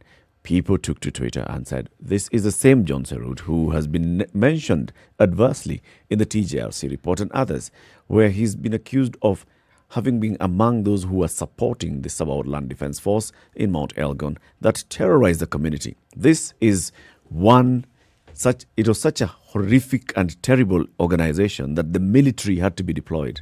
Not police, not flying squad, not special crimes. Not GSU. Not GSU. Military. The army had to be deployed to go and deal with the Sabah Land Defence Force. And the kind of atrocities that they had committed on the ground, they would go into a village, and people who were not aligned to them would just get maimed and killed. One of their signature attacks was chopping off people's ears. And stories have been told, even the Kenya police Kenya police was leading the operation because it was internal, but it was a military operation. The documentaries that were written, that were even produced, interviewing the people, there were horrible, horrible experiences that people went through. The police. Serut has been an MP twice. First time between 2013, 2000, No, before 2013. In 2003 to 2007, and then later in 2013 and to 2017, he was elected again as Member of Parliament. And people are saying he bears some sort of responsibility for this. You know, that unfortunately is a cross that his child, who was not involved in these atrocities, is now having to bear. And isn't that the exact thing, though, CT? That this is it. That when these acts are taking place, there is very little thought about the future. Because at that time, when these things were happening with the SLDF and those who were paying for the SLDF to be in operation, never did they think a time would come when such a thing as we are seeing today would happen. When you're most vulnerable that you hold dear, your children then become the point of attack from the very many Kenyans who remember what it is that you supported. Because this is not a maybe he supported. This is not a maybe he said certain things. There are people who are living today with the memories of what happened at that time. So isn't this the message, right? Right here, that even as you are operating or ignoring or omitting these things, there will come a time when your generation then will have to bear responsibility for your action. And so are we not asking ourselves to hold ourselves in a position whereby this does not have to happen? That you do the right thing today, because there might come a time where you have to pay for it. And it may not be you who will bear the brunt. It will be those who are innocent. It'll be those who are innocent who then have to wear the scarlet letter on their chest. His daughter did not even know those things happening at that time. Maybe she was unaware completely. But today she sees a father who needs assistance, right? At that time when he was doing these things, did he ever think a time would come where his daughter would ask the very Kenyans who remember these terrible things for help? And that's just the intricate, almost humorous way in which the world works. That it'll come to the doorstep of the people that you meted such terror upon to help you. Let's just also just lay it out clearly here, is that John Serut has never been charged with anything about Mount Elgon. He's been adversely mentioned in the report. He has not been charged over it. The report, of course, on TJRC has not been implemented. So he's not been, we cannot sit here and say he did. No, we can't. It is the accusations and the advanced mentions that we are talking about. He's been adversely mentioned by communities on the ground. He's been adversely mentioned. Those are the ones that told the TJRC Commission, and the TJRC Commission included it in their report. Now, we want to hear from you. Karanja, our friend in Naivasha, is on the line. Good morning. Good morning, Eric City and Du. Good morning, Karanja. Let me say this. Yesterday discussion about CRB. It went fruitful. 1 hour after I have got a certain lady from a certain maybe cooperative bank called me and told me, Karanja, The person that you guaranteed, we have recovered the money, and now you can come for your check of 300 Kenya thousand. Many. Let me say it was. I was very happy. My loan was approved.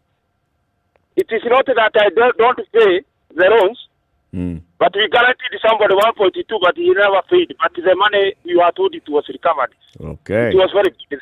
That was good. That was good movement. Now, John Sarut, everybody knows him very well, very much. Now, according to him to the book of Galatians, chapter 6, verse 7.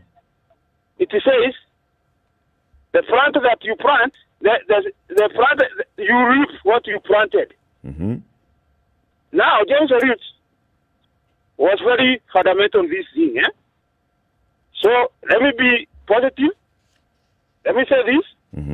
Whoever have something that he has, he can assist the family and give them the verse of Galatians chapter 6, verse 7. You can Google and see how it says. Thank you very much. Galatians chapter 6, verse 7. Okay. You shall reap what you planted. Thank you very much. Asante sana. Thank you. 0719-012-600. What do you think in this particular public matter? Because it's out there in the public. It's a public conversation taking place on Twitter. When you see leaders today, the other bigger lesson here as well is for leaders who are in office to look at what it means to make sure that there are working systems that will come and help you at your point of need, working systems that can support you at your point of need. Healthcare is a big one.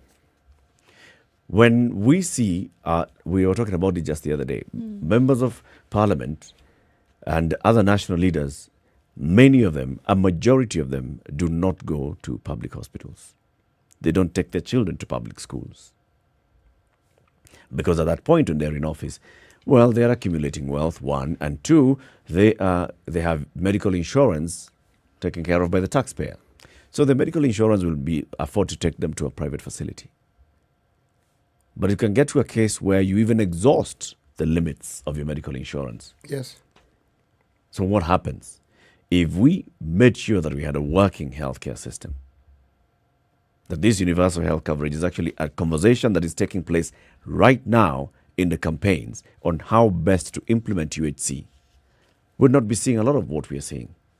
We'd be having a better system that allows you get into an accident, you know the next facility that you're taken to is a facility that can take care of you. You don't need to be taken there and your family is already thinking of airlifting you, of sending an ambulance to bring you to this big hospital here. You can get sorted out wherever you are. The big lesson here is when you're in office, make sure you do. Somehow when you're in office, you lose it. You somehow lose all sensibilities and you lose touch with reality completely.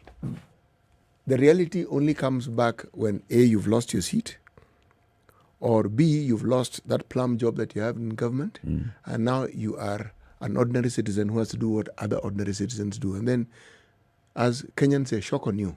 You suddenly discover, you mean to tell me this is what a matatu looks like? Yep. You mean to tell me this is how cramped it is? You mean to tell me everything else that people talked about and you heard and you thought you understood, you now come face to face with it. And it's a horror story for you. Back to the phone lines, 0719-012-600. Rotich is in Mombasa. Hujambo. Sijambo. Good morning. Morning. Good morning. How are you guys? Good morning. We are well, thank you, sir. Okay. First of all, I just want to say it's good that this guy called Ibrahim Rotich, who bears a name like mine, got arrested in Mombasa and for being a prime suspect in the matter of Agnes Tirop. Yep. Actually, that's a step.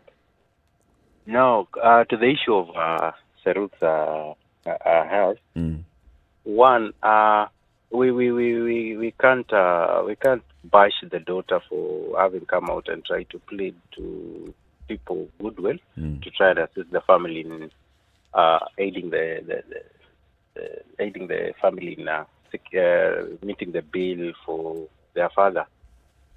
But as one of you had said earlier, that you see, what you do as a person in your current life, whichever authority, office of authority you are or position you are in the society, try and do good so that the good later on you may never know what you from whom you will need a favor.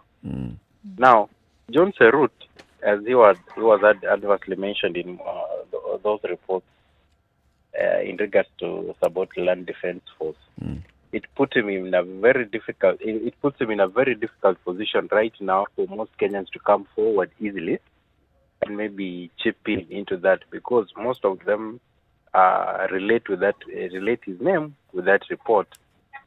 And maybe having mentioned in that report, you see the name John Serut itself, John is an English name. Serut in Kalenjin is knows Mapua. Yeah.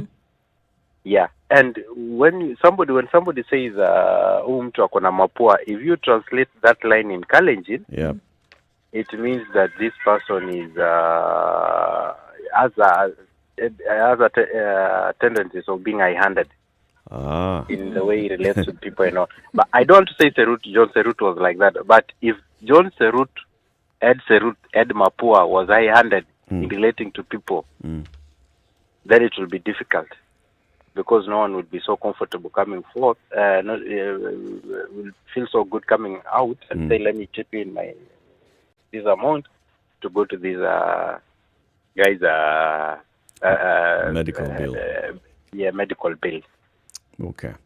Thank you very much, Rotich. So, but for the daughter, you just have to understand that this is a young girl who's trying to, or a lady who's trying to see how she can help the father who is ailing. Anybody will do that. Yep. Even the sons of Idi Amin did that. They tried to get a medical try to see how he can get medical attention while in Saudi Arabia. To them, the person is family, Right. Yeah, to them, a person is family. In Kalenjin, you have a saying. Nani usually gives us riddles, and not sayings there in the Proverbs. studio. Yeah, proverbs. There's one in Kalenjin that says, "Ngosamis Murian kobago nebo."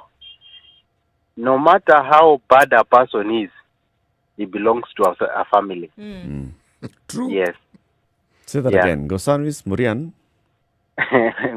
You want to write it down? Yeah. Yes. Ngosamis Murian kobago nebo. It came from about. There were two brothers that were living in some certain village. It is said so. And then one day, they used to brew changa, this local brew back in the days. Then one day, and they used to keep these pots of in the some what we call currently in the modern world attic. That space up in the between the roof and the ceiling. So they used to store some pots there that I had brew. One day, a mouse climbed up the poles and went up there, and it fell into the pot. It died. Then it started stinking. No visitors came by, and they were wondering, this is a very strong stench. Where is it coming from? Yeah. And then one of the two brothers, the other one had traveled. So then they started suspecting this guy must have killed his brother and put him up there. What? So when people are called and they came in, and now they do want to go up there because they do want to be horrified by what they will find, suspecting that this guy might have killed his brother. Then one of the relatives came and said, "This is our person. This is our own. I'll climb up there and go and check, confirm." Only for him to go and just come descend with a dead rat. So in that, it shows that it is only the members of your family that will come to your aid when even the society is suspecting you or looking at you from a different angle. That is what now the Serut's daughter is in. She is seeing her father. That's what she's dealing Another with. person maybe who had harmed people or aided in maiming of people during the Sabot land defense time. That's true. Thank you very much, Rotich. You are most welcome. Good day. Staying in Mombasa, Mohammed, good morning. Good morning, Eric, and to CT and Du. Good morning. Good morning. I think that what the previous caller, Rotich, has said is absolutely spot on. I'm a practicing Muslim, and I think that the teachings of our Holy Prophet Muhammad, peace be upon him, apply to all Abrahamic faiths. And that is this, that true power lies not in dispensing the power that you have in your hand, but withhold it and be compassionate to your opponent. How does that apply to John Sarut and his daughter? Clearly, the daughter is in dire straits. It wasn't of her choice who her father was. That was God Almighty. Yeah. You don't choose your family, but you do choose your friends. So I think that's mutually exclusive, and I think every fellow Kenyan is going to be sympathetic with how she finds her father. Yeah. Doesn't matter who that person happens to be. Your bond with your parents is sacred. Yep. So I think I'm totally in agreement with the Rotich. But what I would also add is a little story about, if I may, if time permits, is a little story about the successor of the Holy Prophet. So one of the four caliphs was Ali, who also happened to be his son-in-law. And I'm sure all of you are aware of the Battle of Karbala, which is now commemorated by 24 million people, which is just gone past. So there's a walk from Najaf to Karbala, 90-kilometer walk. That is the largest gathering by a country mile anywhere in the world, even larger than the Kumbh Mela, which is the second largest. So back to Ali. He was stabbed by a chap called Ibn Muljim in the mosque in Kufa, in the 7th century. What did he do? Despite him being stabbed with a poisoned knife or chalice or whatever it is, he did not met out, torture and punishment. In fact, what he said to his sons and his companions was that you must give him water.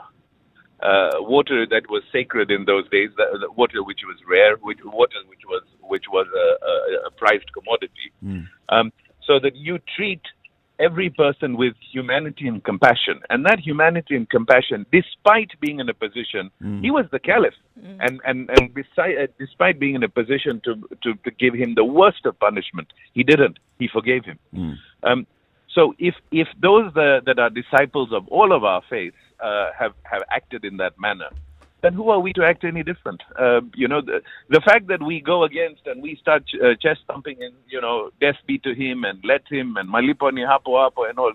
What, God doesn't know that malipo ni hapo hapo? It's him who decides every single step of the way. So why do we want to be judge and jury? Yeah. We do what we're supposed to do. God has given us a limited time here, and then the rest, He will try us on the day of judgment, and then he'll decide whether we did well or not. Okay. What distinguishes the good from the bad? Good argument there, Mohammed. Thank you. Thank you. Have a lovely day. Kenya's biggest conversation. It continues in the next hour. Let's talk about the Sanchat Marathon. It's going to be taking place soon. This is the Situation Room.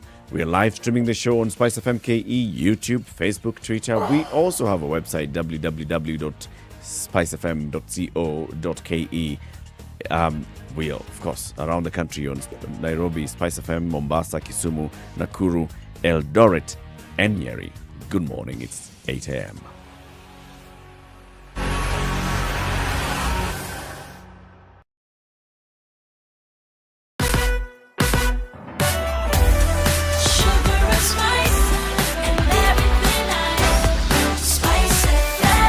spice up your life.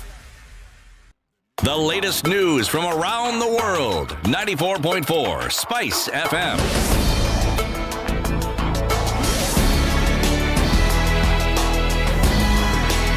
This is Newswire. Dennis Aseto. Politicians who do not have a degree and are aiming to vie for various seats next year eagerly waiting for the court's decision later today. Judge Anthony Mrimi is expected to rule on the conjoined cases aimed at suspending the implementation of the provision in the 2015 election laws. The issue sparked a heated debate in the country's political arena between opponents and supporters, although the RABC has insisted it will be implemented.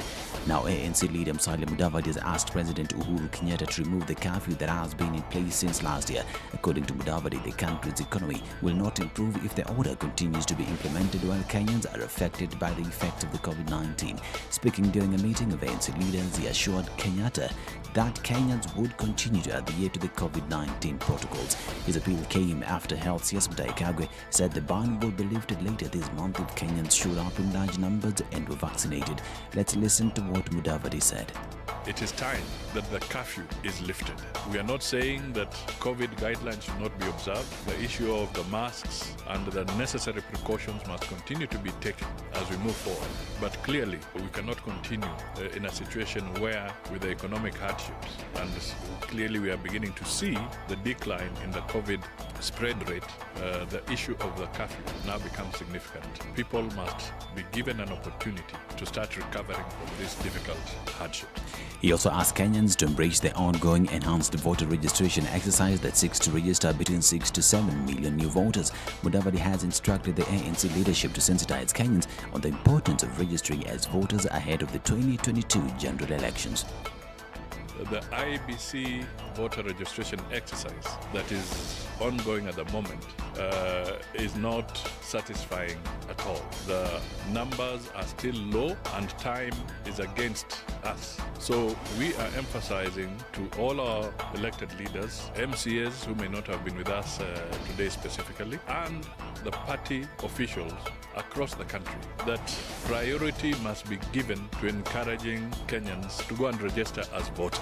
Kenyans will save a little at the pump as the cost of all three petrol products falls in the latest review by the Energy and Petroleum Regulatory Authority.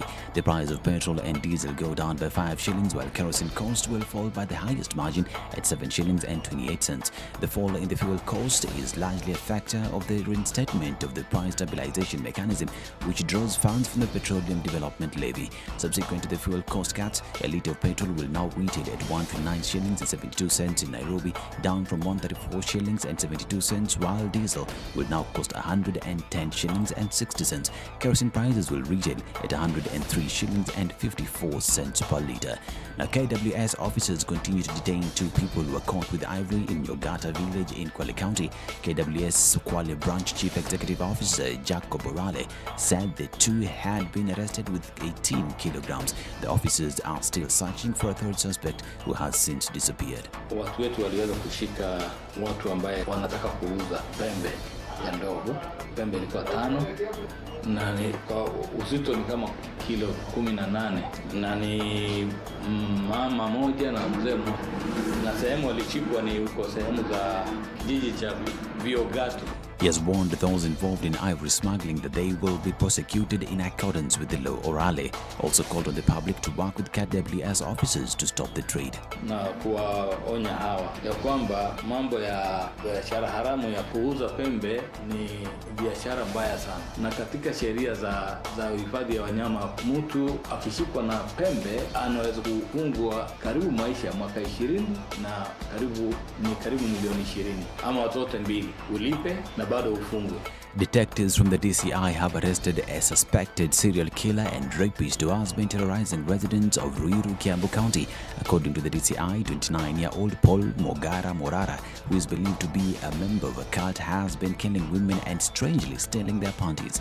The DCI says the suspect has brutally killed 3 women and seriously injured 4 others over the last 4 months.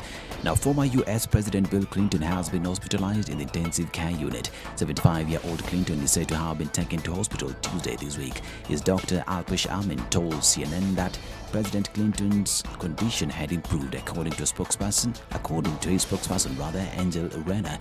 President Clinton, who is being treated at Irving's Hospital of the University of California, is being treated for other health complications and not COVID-19.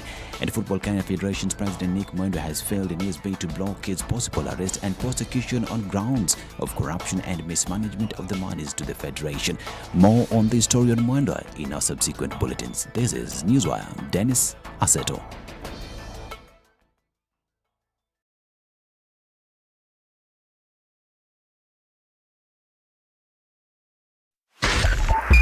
.5 Spice FM, Kisumu.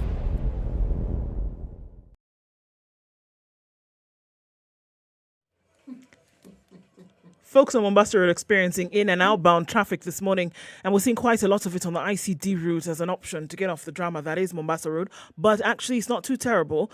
Going towards the southern bypass, also, there's an option for you. We're looking at that whole stretch of that diversion at Imara Daima, then going out into the city without, not too much, at least for now. Langata Road has built up quite considerably, as has Ngong Road. Your escape route from Langata Road towards Ngong Road, Bagadi Way perhaps, is looking really good this morning. And that industrial area circuit is now starting to pile up between Lusaka to Lunga Lunga and Likoni onto the Likoni interchange on Mombasa Road this morning. Jogo Road, looking at the Makadara train station out towards Kaloleni and then towards Landis Road, a bit of an issue there. The Thika Super Highway, my goodness, been competing for attention this week, and you got it, girl. We're looking at a lot of traffic also on Kiambu Road, coming towards Muthaiga Square. That's where it's happening this morning. So what are we trying to do? We're trying to keep it moving. What must you do? Talk to us about where you see a sticky situation, and we will tell all of you who have not been able to talk to us. Okay, SpiceFM KE on Twitter. Text on 40127. Let's keep things moving this morning.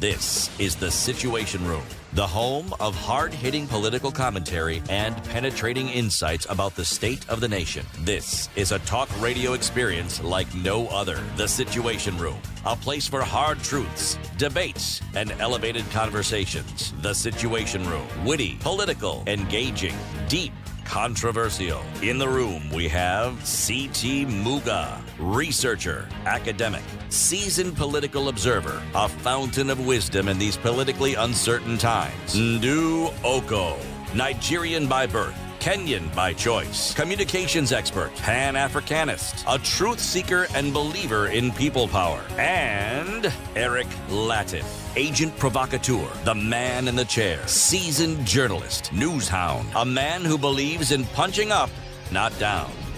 This is the 8 minutes after Situation 8. Room. Kenya's biggest conversation continues, and thank you very much, everybody who's tuned in this morning. This and every weekday morning, we're here from 6 a.m. to 10 a.m. We live stream the show on SpiceFM KE, YouTube, Facebook, and Twitter. We are live on SpiceFM around the country: Nairobi, Mombasa, Kisumu, Nakuru, Eldoret, Nyeri, and Malindi. And for the next 1 hour, we are also live on TV. Good morning to those who are joining us on KTN Home. CT Muga has the day's Zulu proverb. When you bite indiscriminately, you end up eating your own tail. When you bite indiscriminately, you end up eating your own tail. Okay. Bring harm unto yourself. By just doing things haphazardly. Anyhowly. Fua. Ovio. All right.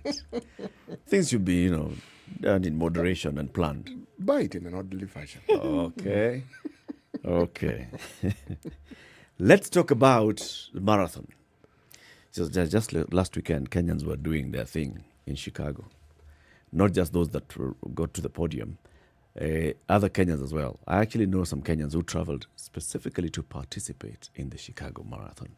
And they've been all over social media, just showing their participation and saying, you know what, I came, I did, conquered, got the medal, got the T-shirt, coming back home.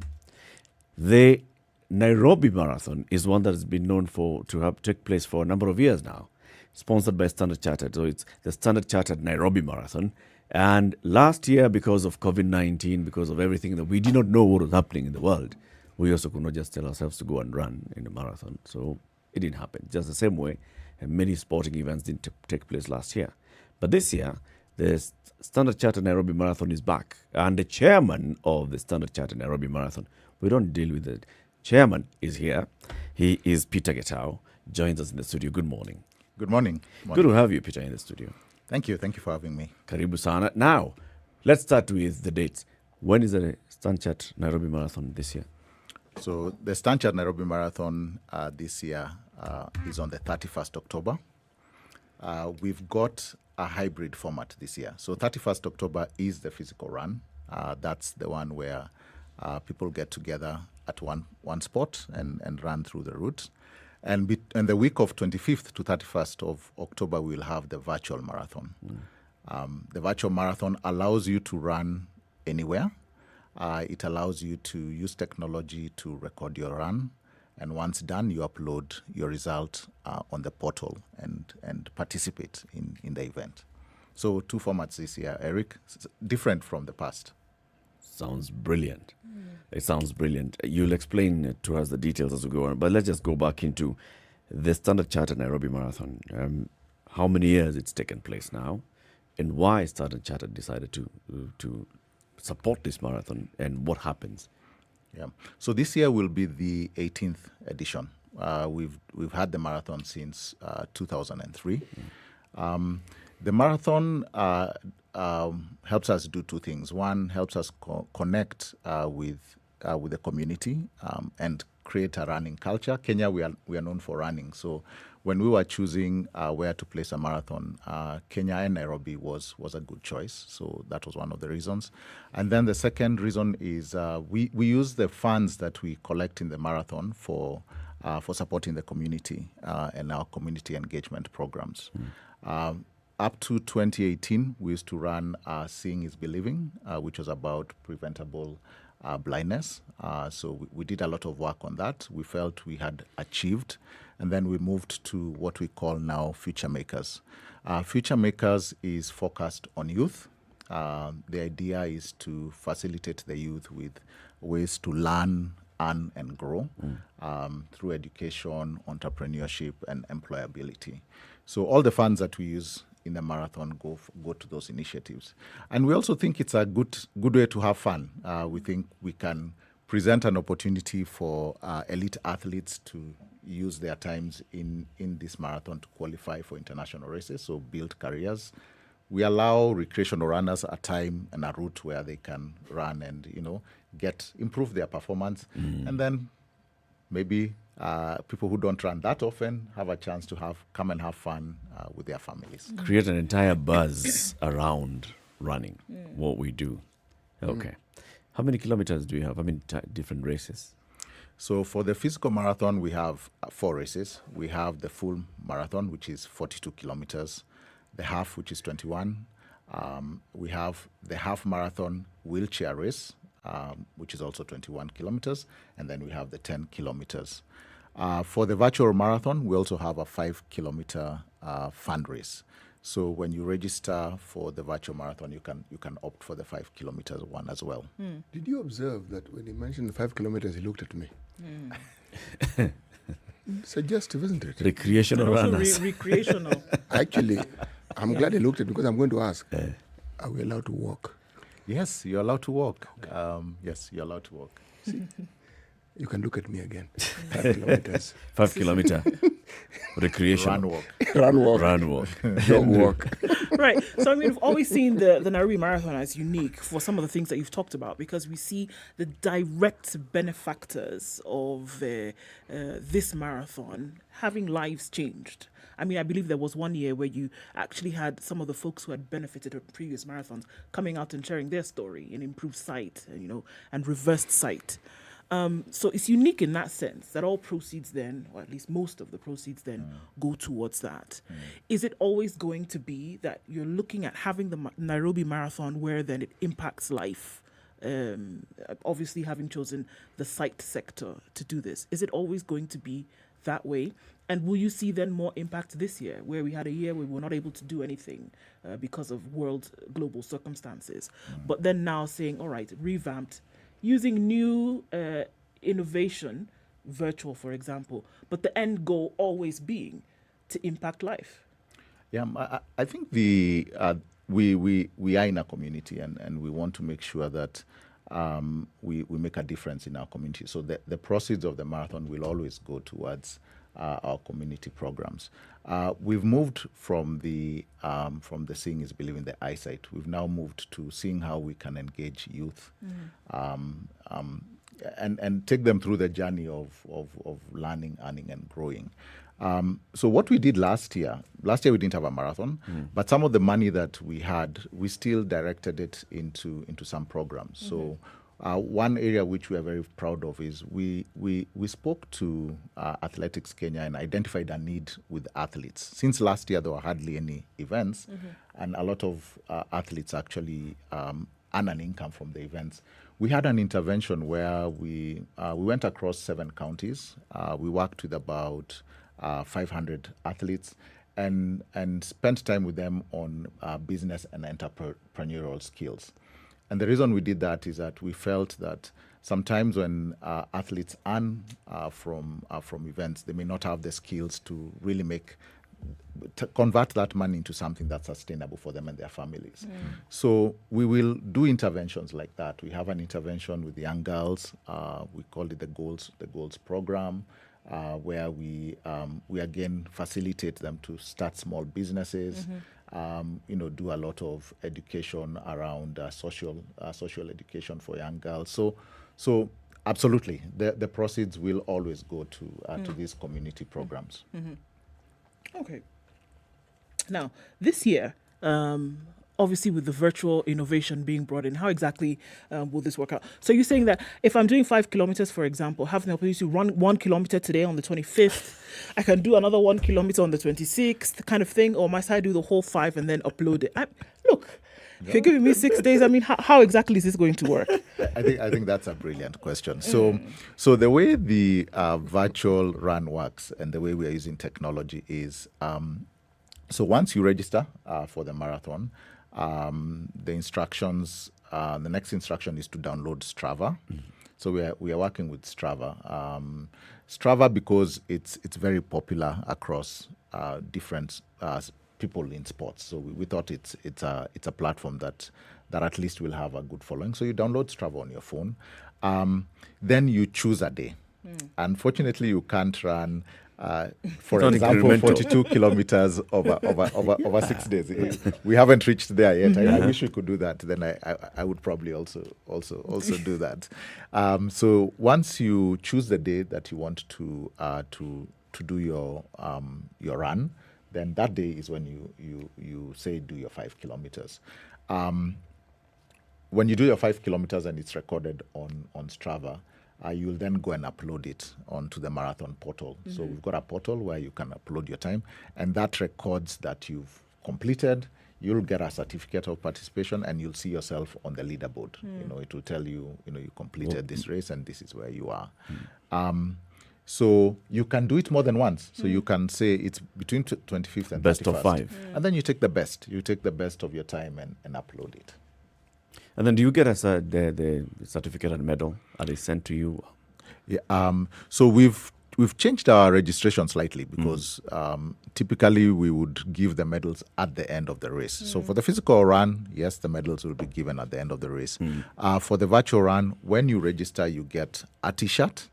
You get a draw bag that you can use when you're running, and you get your medal. So you get your medal at registration. When you complete is when you get a certificate. So that then puts in the record as having participated in the marathon. Do you categorize these races to consider some of your senior citizens?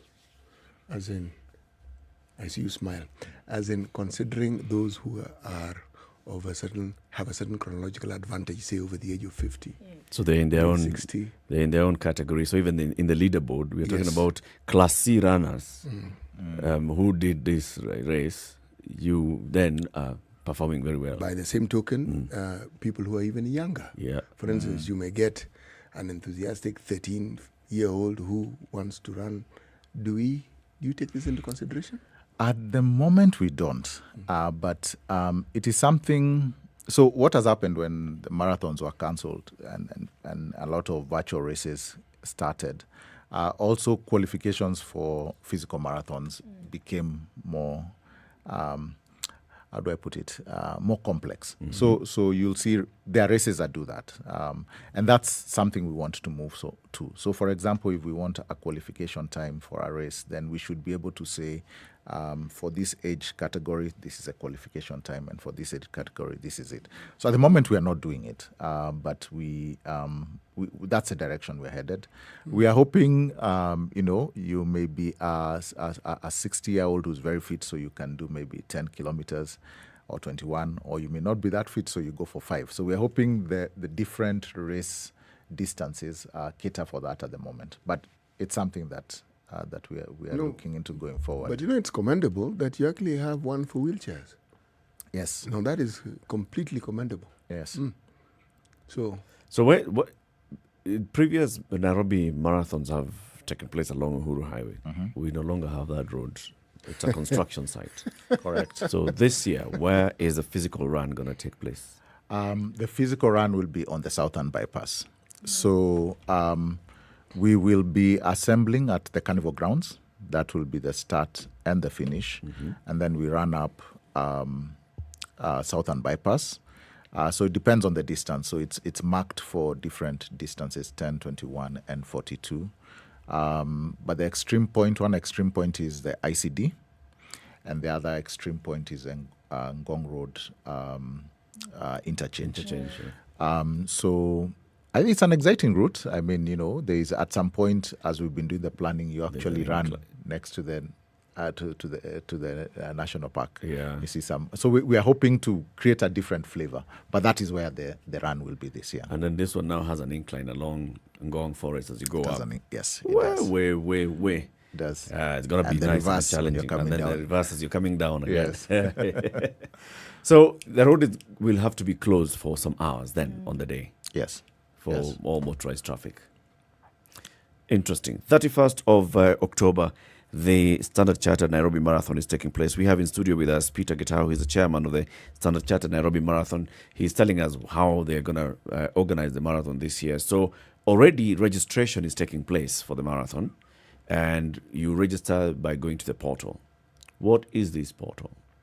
NairobiMarathon.com. Okay. It's a website for the marathon. You have the choice for registering for the virtual marathon there. For the physical marathon, you send an email because we've got to check qualification time. The physical marathon has a pre-qualified time to secretariat@nairobimarathon.com. Okay. So the details are on the website. When we talk about modern day communication, we forget. Do you have a post office box? Yes, we do. Somebody want to post a letter to you. We do have. There is a phone number as well. Hopefully that will bridge the gap. Yes, that is. How do you receive this merchandise once you register? The T-shirt, the drawbag, the medal? We have kit collection at the KICC. Okay.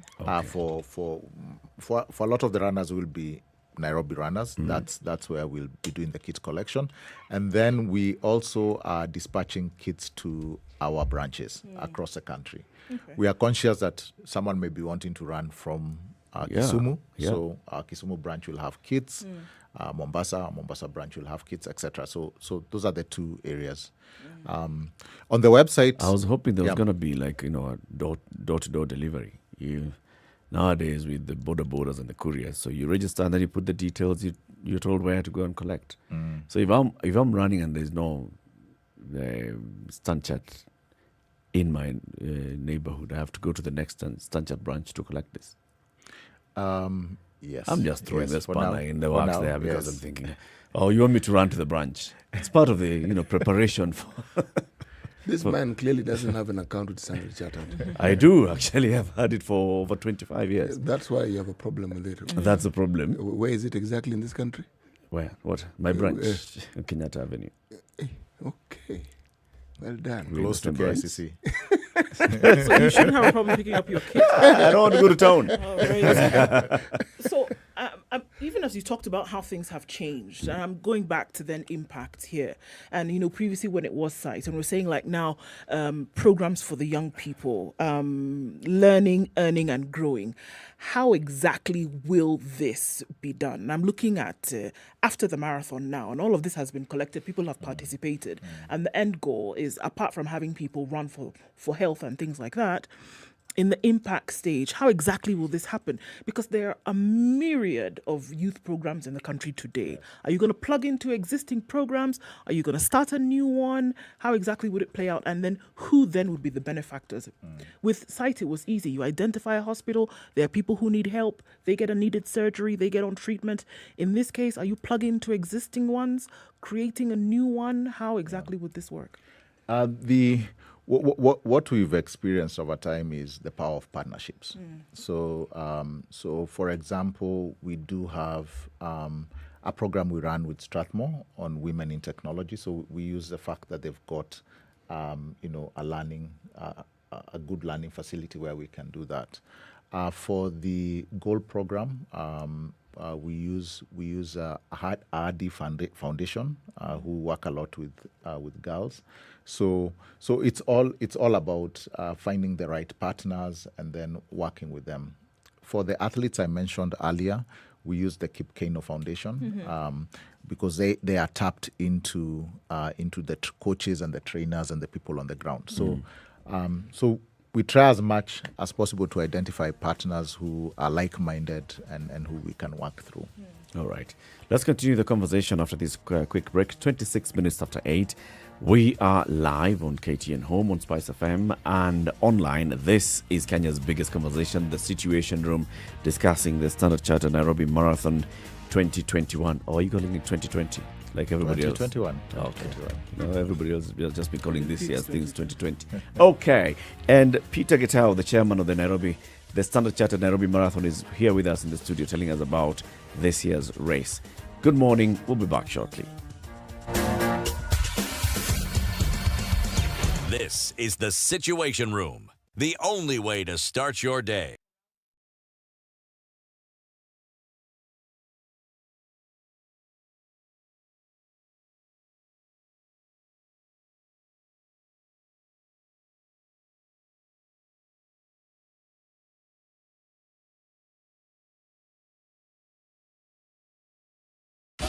"24/7 around the world, non-stop. This is Spice FM.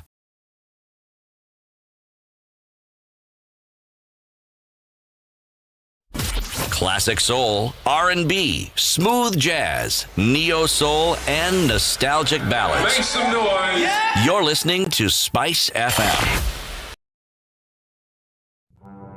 No, this wheelbarrow. How can you give people wheelbarrow? His party symbol is an umbrella. Is he distributing umbrellas in Makueni? Have you been told if we don't lock between 10 to 4, this is what we're saving? You try and call them, the same person who was in your house every day, because they know you are influential and you will give them votes. Call them after 1 month and see if they'll pick up their phone. Don't tell your member of parliament that you want him to come and build a school, you want him to come and do a hospital. That is not the work of the member. Now that we have devolution in this country, these resources should go to those devolved units. You have to have strong, independent institutions. And you have to have police who has the right to take the biggest town in the country and question, why did you do this and that, and send them to court if necessary. Joel in Kericho, good morning. Salama sana Eric, habari ya asubuhi. Salama kabisa. Mbunge wako ni nani? Anaitwa Seriousness Maritim, hapa ni Ainamoi. Seriousness Maritim, Ainamoi. Yes. Sasa ile chuma namwambia yeye nini? Amalize aende. The weather with Spice FM. Sunny conditions in Nairobi at 19, highs of 26 and lows of 14 today. Nakuru is sunny at 16, highs of 26 and lows of 14. It's 18 degrees and cloudy in Nyeri, highs of 25 and lows of 14. Eldoret is sunny at 17, highs of 24 and lows of 13. We're looking at rainy conditions in parts of Mombasa at 27, highs of 30 and lows of 24. While in Malindi, it's raining as well at 27, highs of 30 and lows of 26. In Kisumu, sunny conditions at 22, highs of 29 and lows of 20, while in Kakamega it is sunny, the good highs of 29 and lows of 15. Kampala is mostly cloudy at 20, highs of 28 and lows of 18, while in Dar es Salaam, raining at 26, highs of 30 and lows of 23. Sunny in Johannesburg at 22, highs of 30 and lows of 16. Lagos is raining now, clear skies away, 25, highs of 31 and lows of 24. And Kinshasa is sunny at 22, that'll be the low for today, going to highs of 34.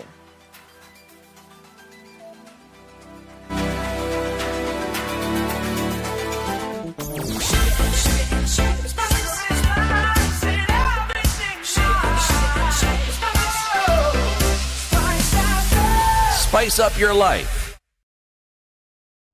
All right, still continuing on Uhuru Highway this morning, a lot of traffic in and outbound, coming out of industrial area as well. Quite the traffic situation there. Gong Road, quite busy this morning, and we're seeing that going towards the city mortuary roundabout. Coming off of Thika Super Highway, again, still quite thick today, spilling over then from Outer Ring, and Kiambu Road, lots of traffic now. So we'll also see there is coming out of Westlands quite some.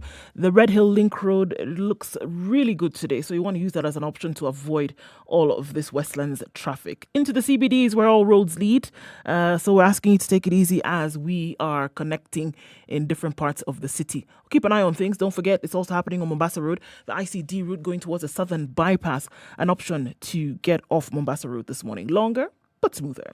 SpiceFM KE on Twitter, that's how you can get in touch, and text on 40127. Sugar and spice and everything nice. Everything nice. SpiceFM. Spice up your life. Mature, intelligent talk every morning. Spice up yourself.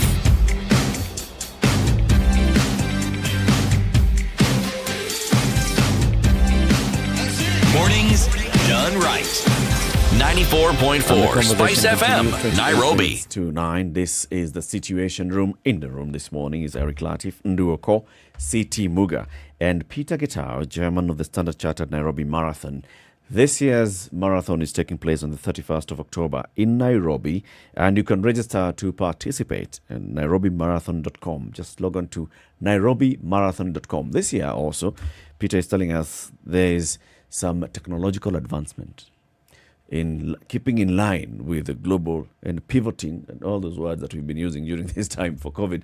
This year's Nairobi Marathon is also being run virtually. So the virtual marathon takes place between the 25th and the 31st of October. What you do is once you go to the portal, nairobimarathon.com, register. You can register and then select the race that you want to do, whether it's 5 kilometers, 10 kilometers, 21 kilometers, or 42 kilometers. Even the virtual one, we have the wheelchair one as well. And not on the virtual one. Okay, not on the virtual. Not on the virtual one. So 5, 10, 21, 42, register, then select a day that you want to do this. Well, you'll be told to download the app, and then you have the app with you. Once you, as you run, it times you, and then you log on the time on the portal, and it ranks you, and then you know how you've done. Yes. And thereafter you shall receive a certificate. That's this one, virtual, and I like the idea. I think it's brilliant. But looking back at what we were discussing just before we took the break, and this is the proceeds that come out of every year's Nairobi Marathon. 18th edition taking place this year. The previous 17 editions, how much would you say has been able to has been raised by the Standard Chartered Nairobi Marathon? And can you talk about the impact of what you've seen in the past 17 years? We've raised about 230 million shillings over the period that we've had the marathon. We started small. Our first race, I remember, we had about 4,000 participants, and with time, I guess with the confidence and with the support of Kenyans, the marathon has grown, and we are very grateful for that. So for the first 15 years, we used an intervention. We had an intervention on Seeing is Believing. It really transformed quite a number of lives. And the way we tried to conclude it was to make it sustainable. So we upgraded a number of hospitals.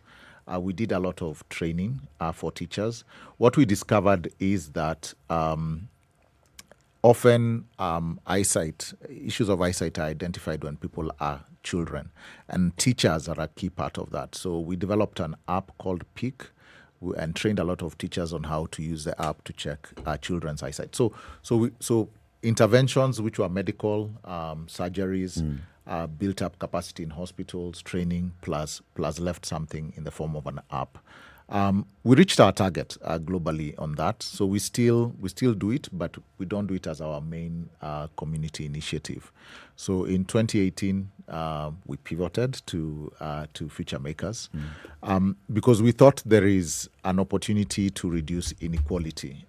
Standard Chartered as a group is operational in about 70 countries across the world, all the way from Asia to the US. So, and a lot of our markets are third world, in the third world. So we've got a lot of markets in Asia and Africa and even in the Middle East. So there's a big opportunity for us as a bank working with partners to transform the life of youth and use that to transform the community. So that in a nutshell is our path towards community interventions. In the last 12 months, so the money that was raised in 2019, which we used in 2020, I do have some statistics. So for example, we trained over 3,700 students using Light for the World. So Light for the World brings together university students. And we did things to do with how do you prepare for an interview, how do you write a CV, what are career options, and things like that. So helping them get ready for the employment market. I talked earlier about Gold Girls. So Gold Girls, in the last 12 months, we've had sessions with about 5,000 of them on different things: sexual education, financial education, social skills, and also small businesses, how to run small businesses. I'd mentioned the athletes that we trained, the 500 on not starting really, but how to run a successful business, entrepreneurial skills. So every year in the annual report of the company, we do list the things that we've done to keep ourselves accountable also for the money that we are collecting in the marathon. So I assume that this also falls under the sustainability arm of Standard Chartered. Globally, this is among the things that you're doing for sustainability. I want to talk about what you've just said, supporting the athletes on what to do with the proceeds of their winnings from races. How many have you worked with, and what kind of what is your reading with dealing with the artists? Where are the gaps? What's their strong point, and what are the most glaring weak points, and how do you bridge that gap? So when we worked with Kipkeino Foundation to Identify Athletes, and we worked with a group called SME Support Center. So the key thing we found was just the ability of thinking through a business and making it sustainable. So for example, it was about a 2-day program. So at the beginning, you sort of test where the athletes are in terms of mentally. What would they do if they had earnings? And at that point, a lot would say, okay, I'll invest in this business. I'll do a car wash. I'll do a wholesale shop. So very common businesses that were there around the community. And we drove through a process of thinking, okay, if you want to have this business, what is your product? what will differentiate you? How will you get your capital? So we took them through about eight or so steps in how to run a business. So to answer your question, the biggest need was to have those skills on how to sustainably run a business. I think I attended one of the sessions in Nyeri, and I was amazed at the number of ideas that were out there. Yeah. And once the athletes were taken through that thought process, the way they actually changed their business plans to become something that, can actually work. So that I see is the biggest need. If I get winnings, and I want to invest in a business, that's fine. But how do I make sure that I'm investing in the right business that is relevant, that's meeting a need, and is sustainable? But the greatest assumption here is that everybody has their entrepreneurial side to them. Yes. And I'm just sitting there and thinking, okay, so everybody always will think of, I've made some money, so let me start a business. Yes. But how about opening up that mindset and saying, I've made money, I'm good at running, I am running in this particular race, I'm going into the Diamond League, I'm going into the international marathons, I am making the money.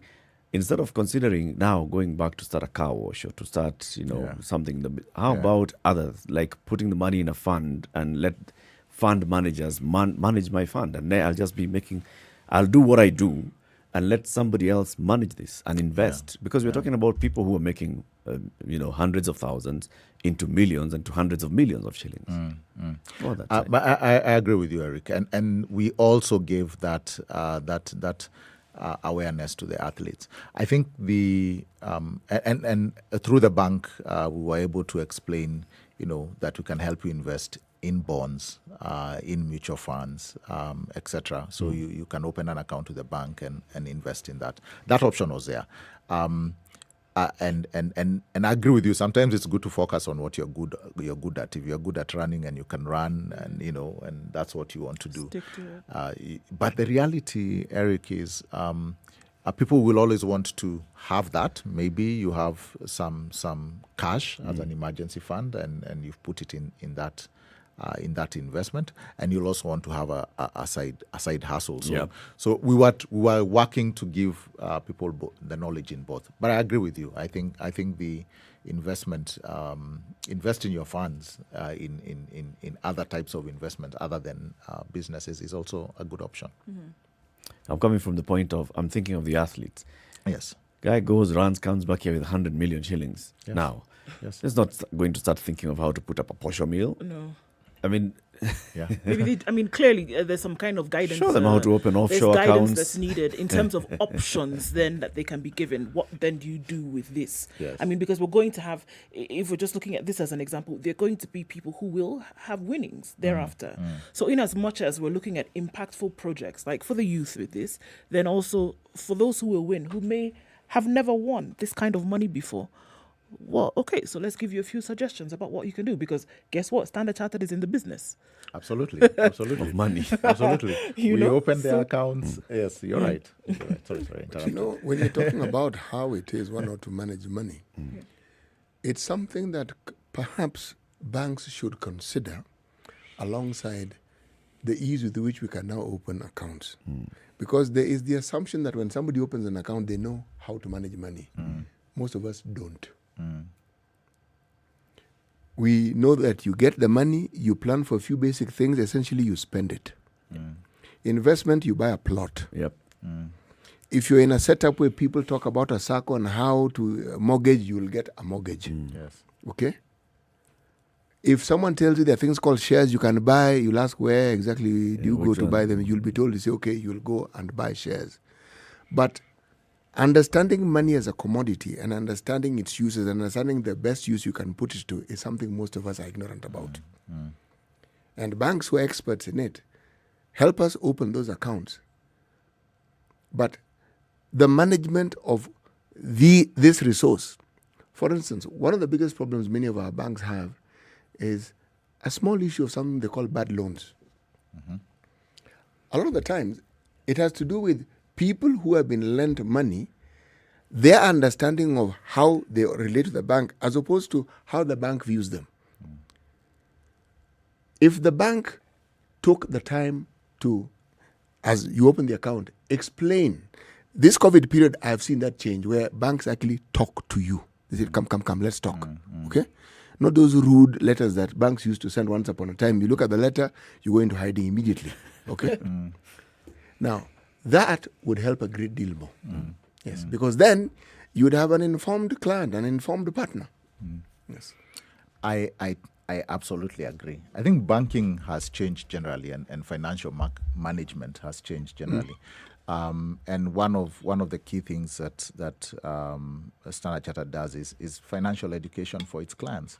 So you're right. You'll find that and that is why we thought this program was important for the athletes. We sort of said, look, if this is a need and we do this business, how can we use the skills we have to really make an impact on society? So today, when you're borrowing money, the conversation with your lender is completely different. People want to understand the business that you're doing. How will you generate the cash flow to pay off your loan, rather than give me a security for this lending? Yeah.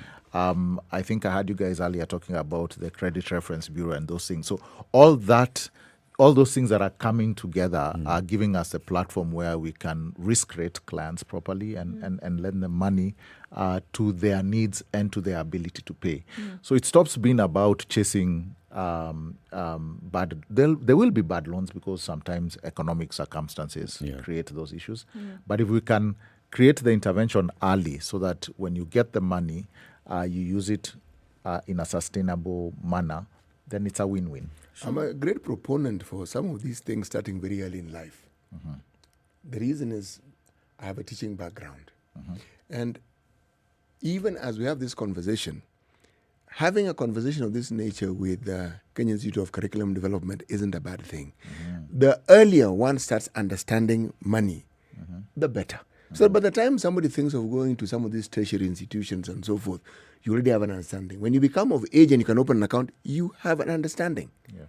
See, I'm coming from a background where the accounts we used to have were post office banking accounts. They were very useful, but if you sent money to a rural place, that particular post office had to wait until somebody had deposited money for them to pay you. It worked, yes. But again, modern times require for modern solutions. Yes.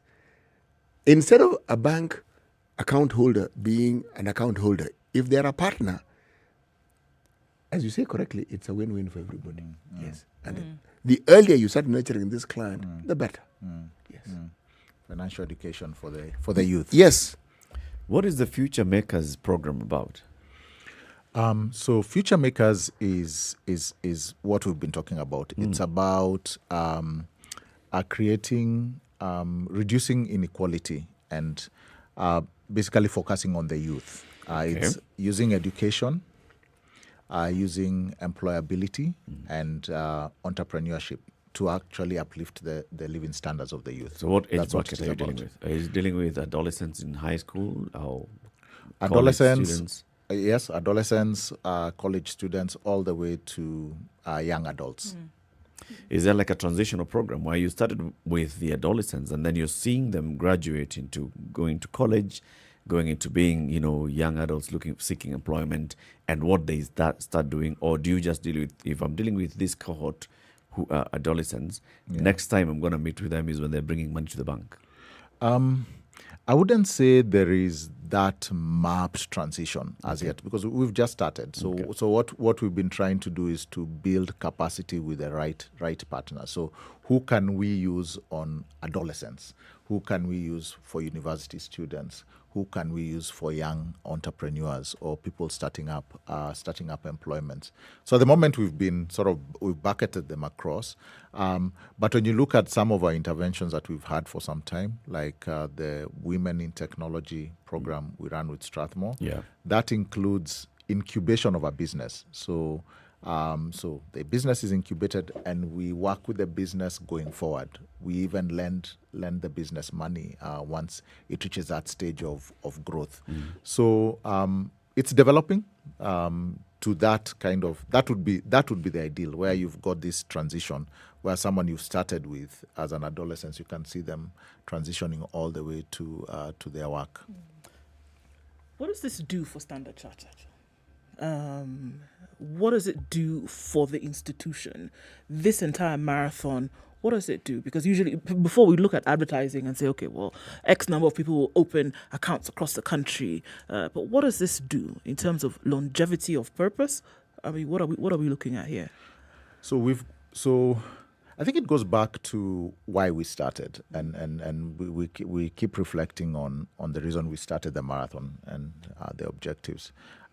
So one, and that has come up a lot, it's become very apparent during COVID, is wellness. So we believe if we can create a culture of running, keeping fit, etc., and that contributes to the wellness of the community, then we are giving back. And two is the Future Makers program. If we are able to use all these proceeds to have those interventions, then again we have an impact on the community. It is primarily just for the community engagement. We believe as a bank we work within a community, and we need to actually contribute to that community's future. So that's a focus. That's a focus. Of course, if we're able to run a marathon, Standard Chartered marathon in Nairobi, and that day everyone is wearing our T-shirt, then that adds good branding. That adds to the branding. But it really is to get that our community engaged. Okay. Let's talk about this, the virtual run that's going to be taking place between the 25th and the 31st. So you go, you register, you choose the race that you want to participate in, 5, 10, 21, 42. And then you choose a date that you want to run, wherever you are, whether in the country or outside the country. Yes. And then you run and you log in your time. Yes. I think this is a brilliant idea. Can it be sustained throughout the year? In such a way that there's a build-up towards, there's a whole conversation about the Standard Chartered Nairobi Marathon through the year. There's what you're doing as you build up to it. People have been running on a daily basis. I've done 5. I'm improving on my time. And as you're doing all that, as you're logging it in, there's a community somewhere that is growing. It works very well with the branding. Meaning you can start with that 5, and over time, as you get fitter, you may actually get to 10. Yep. You may get to the next stage. And then there's the sustained impact of encouraging people to be fit, to run. You're creating that community. So it's not just waiting until October to participate in a marathon. It's throughout, and there's what you're building up towards. I think you've read our mind, Eric. I think that is where we want to get to. So we used to be asked questions a lot in our previous format. We do the marathon in October, end of October. Yeah. Then we don't hear from you guys for some time. then you come back in June. Register. So we are changing that with technology. So we've got, like, in the Strava, we've got a group called the Standard Chartered Nairobi Marathon Group, and we've started putting information on that group.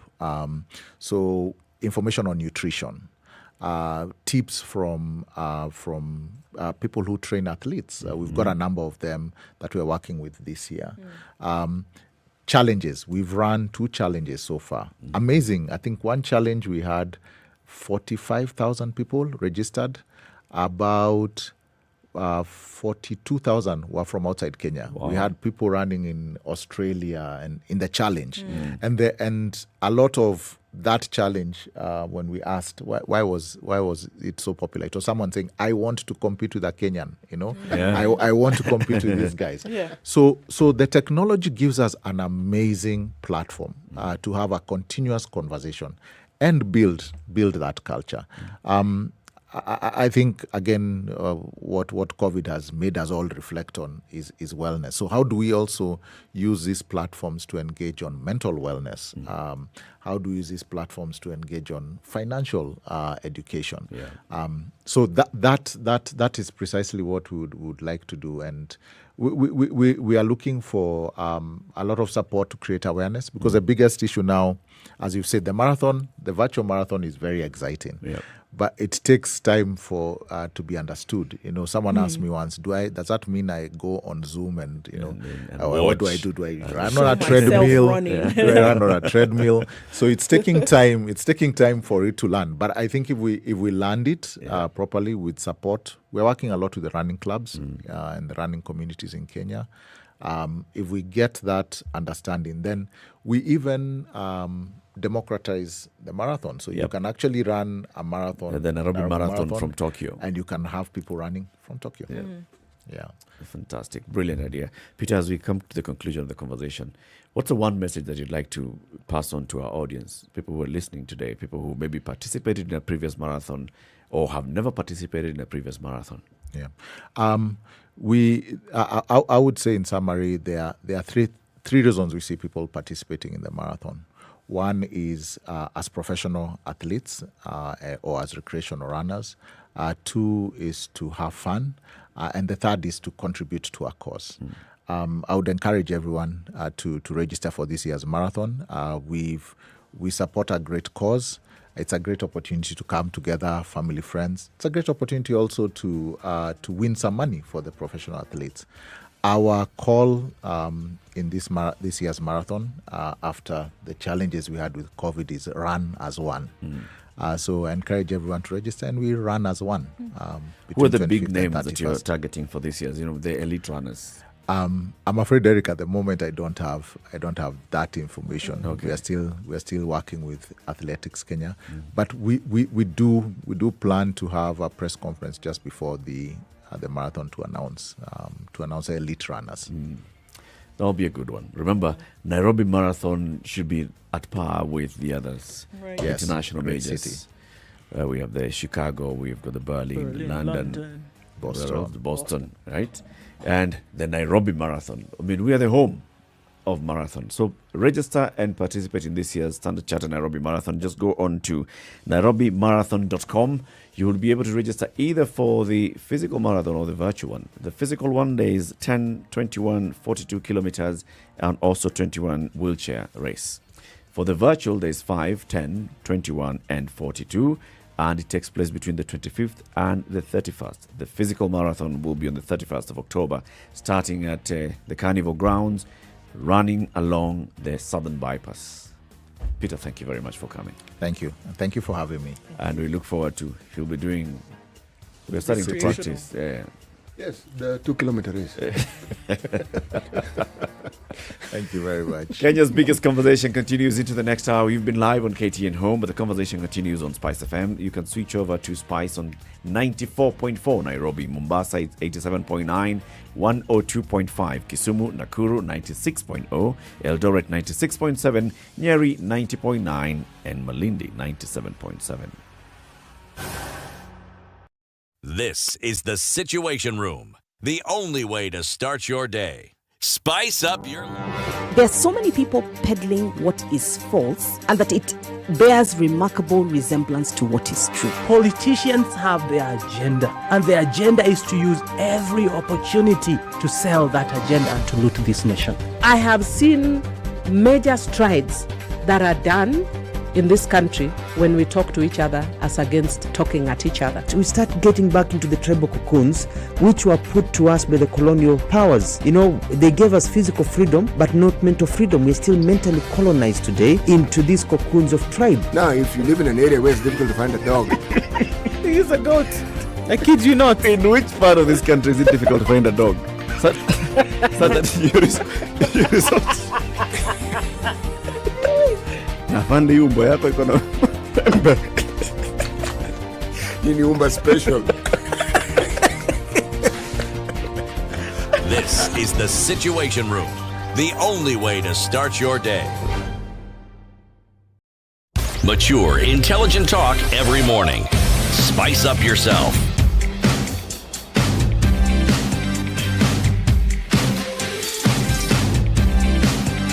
Mornings done right. right. So the conversation continues. 94.4. About a minute to the top of the hour. So some breaking news this morning is that the self-confessed child killer, Mazden Wanjala, who was reported to have escaped from police cells on Jogoo Road, Nairobi, a couple of days ago, has been lynched in Bungoma today by an irate mob. Went and found him in a house, and they basically just pounced on him. He has died. How did they know he was there? Those are many questions you're asking me, CT, and you know I have the answer. No, I am asking. But I will not give you that answer. It was more rhetorical than we were asking ourselves, so he has escaped from police cells. So he's now found himself in Bungoma. No, actually, the people of Bungoma have found him in Bungoma and killed him. This has been confirmed by the County Commissioner, Cornelius Nyeri. Says, yes, indeed, this is what has happened. So, yeah, Mazden Wanjala, the man who had confessed to abducting and killing children and was in police cells, had a case in court, escaped from police cells, lynched by a mob in Bungoma. Good morning, 9 a.m.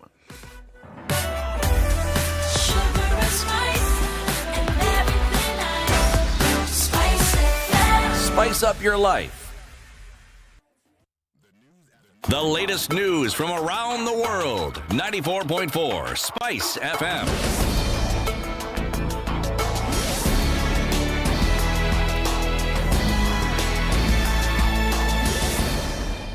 This is Newswire. I'm Dennis Aseto. Self-confessed serial killer Mazden Wanjala has been lynched by irate villagers in Bungoma. Wanjala, who escaped from the Jogoo Road police station in unclear circumstances, confessed to killing 13 minors. Here is a short audio during his attack.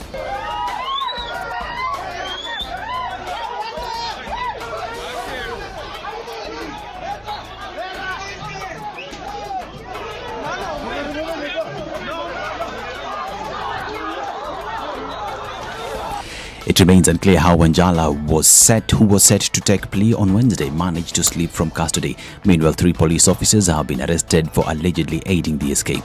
Police Inspector Philip Mbithi and police constables Boniface Mutuma and Precious Monday, all of Jogoo Police Station, are in custody. The 3 are expected in court. Still on the same end, detectives from the DCI have arrested a suspected serial killer and rapist who has been terrorizing residents of Ruiru, Kiambu County. According to the DCI, 29-year-old Paul Mogara Morara, who is believed to be a member of a cult, has been killing women and strangely stealing their panties. The DCI says the suspect has brutally killed 3 women and seriously injured 4 others over the last 4 months. Now, Agnes Tirop's boyfriend has been arrested. According to the DCI, he was arrested in Changamwe, Mombasa County, while driving a private vehicle. It is alleged that the suspect was trying to escape to Tanzania. DCI boss George Kinoti has said he was arrested following a manhunt that was carried out by detectives following the gruesome murder. He will be arraigned in court on charges of murder after his investigation is complete. 25-year-old Tirop represented Kenya at the 2020 Olympics in Tokyo, Japan. The suspect will be transferred to Iten from Changamwe as investigations continue. To politics, and ANC leader Musalia Mudavadi has asked President Uhuru Kenyatta to remove the curfew that has been in place since last year. According to Mudavadi, the country's economy will not improve if the order continues to be implemented while Kenyans are affected by the effects of COVID-19. Speaking during the meeting of ANC leaders, he assured Kenyatta that Kenyans will continue to adhere to the COVID-19 protocols. His appeal came after Health CS Muthui Kagwe said the ban will be lifted later this month if Kenyans showed up in large numbers and were vaccinated. Let's listen to Mudavadi's statement. It is time that the curfew is lifted. We are not saying that COVID guidelines should not be observed. The issue of the masks and the necessary precautions must continue to be taken as we move forward. But clearly, we cannot continue in a situation where, with the economic hardships, and clearly we are beginning to see the decline in the COVID spread rate, the issue of the curfew now becomes significant. People must be given an opportunity to start recovering from this difficult hardship. On Marta's election, he also asked Kenyans to embrace the ongoing enhanced voter registration exercise that seeks to register 6 to 7 million new voters. Mudavadi has instructed the ANC leadership to sensitize Kenyans on the importance of registering as voters. The IBC voter registration exercise that is ongoing at the moment is not satisfying at all. The numbers are still low and time is against us. So we are emphasizing to all our elected leaders, MCAs who may not have been with us today specifically, and the party officials across the country that priority must be given to encouraging Kenyans to go and register as voters. This as the IEBC continues to ask the youth to turn up in large numbers and register as voters ahead of the 2022 general elections. Now, Kenyans will save a little at the pump as the cost of all three petrol products fall in the latest review by the Energy and Petroleum Regulatory Authority. The price of petrol and diesel goes down by 5 shillings, while kerosene cost will fall by the highest margin at 7 shillings and 28 cents. The fall in the fuel cost is largely a factor of the reinstatement of the price stabilization mechanism, which draws funds from the Petroleum Development Levy. Subsequent to the fuel cost cuts, a litre of petrol will now retail at 129 shillings and 72 cents in Nairobi, down from 134 shillings and 72 cents, while diesel will now cost 110 shillings and 60 cents. Kerosene will retail at 103 shillings and 54 cents per litre. Now, KWS officers continue to detain 2 people who are caught with ivory in Nyogata village in Kwale County. KWS branch Chief Executive Officer Jacob Orale said the 2 had been arrested with 18 kilograms. The officers are still searching for a third suspect who has since disappeared. This is Newswire. I'm Dennis Aseto.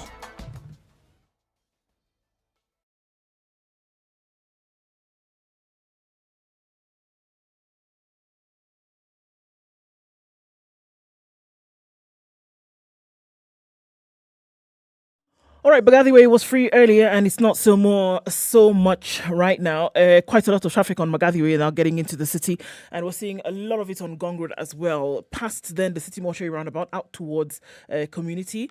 Still looking at that industrial area. Quite packed, guys. Also on the Thika Superhighway, still an issue. Also coming off Kiambu Road, still a problem. Westland, still packed. Don't forget the Red Hill Link Road. We'll do you justice this morning. We'll be all right. A little bit of a hold up on the Southern Bypass, right? Just past the Likoni interchange off Mombasa Road. So watch out for that, even as you're using that as an option to get into the city quicker. Imara Daima, that whole stretch, then going towards Cabanas outbound, inbound, and then past General Motors, you should be all right. Uhuru Highway, still, I think. SpiceFM KE, we're still going to be in traffic hour for some time. Let's look at it at the tail end of traffic hour right about 9:30. SpiceFM KE on Twitter, text 40127.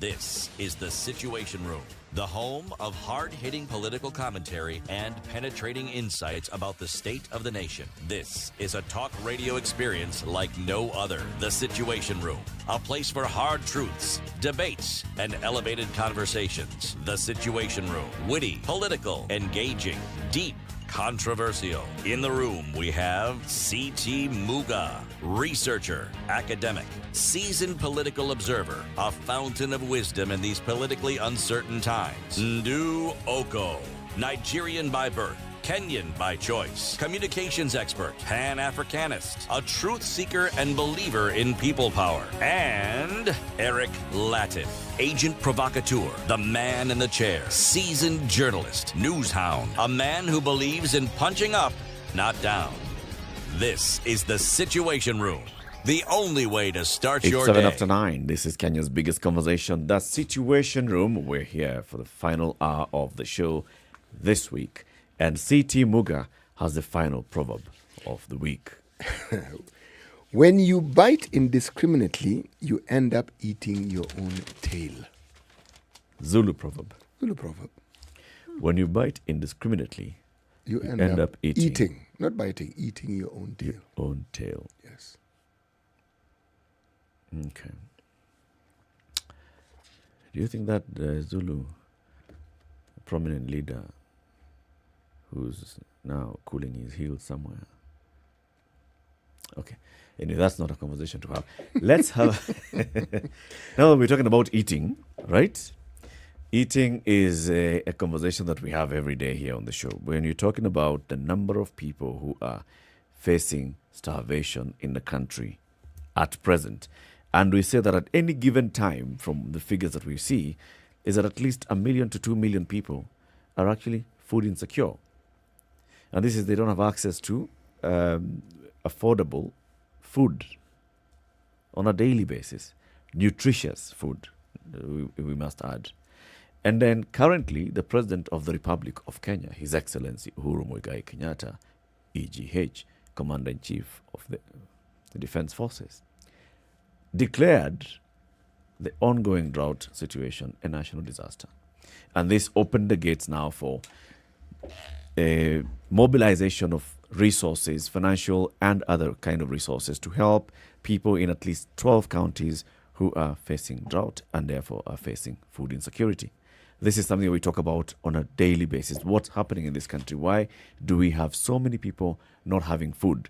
Whereas in some parts of the country, there are people who have a glut in production and they're wondering how they can get their produce to the markets. Produce is actually going bad at the farms in some parts of the country, and others do not have anything to eat today.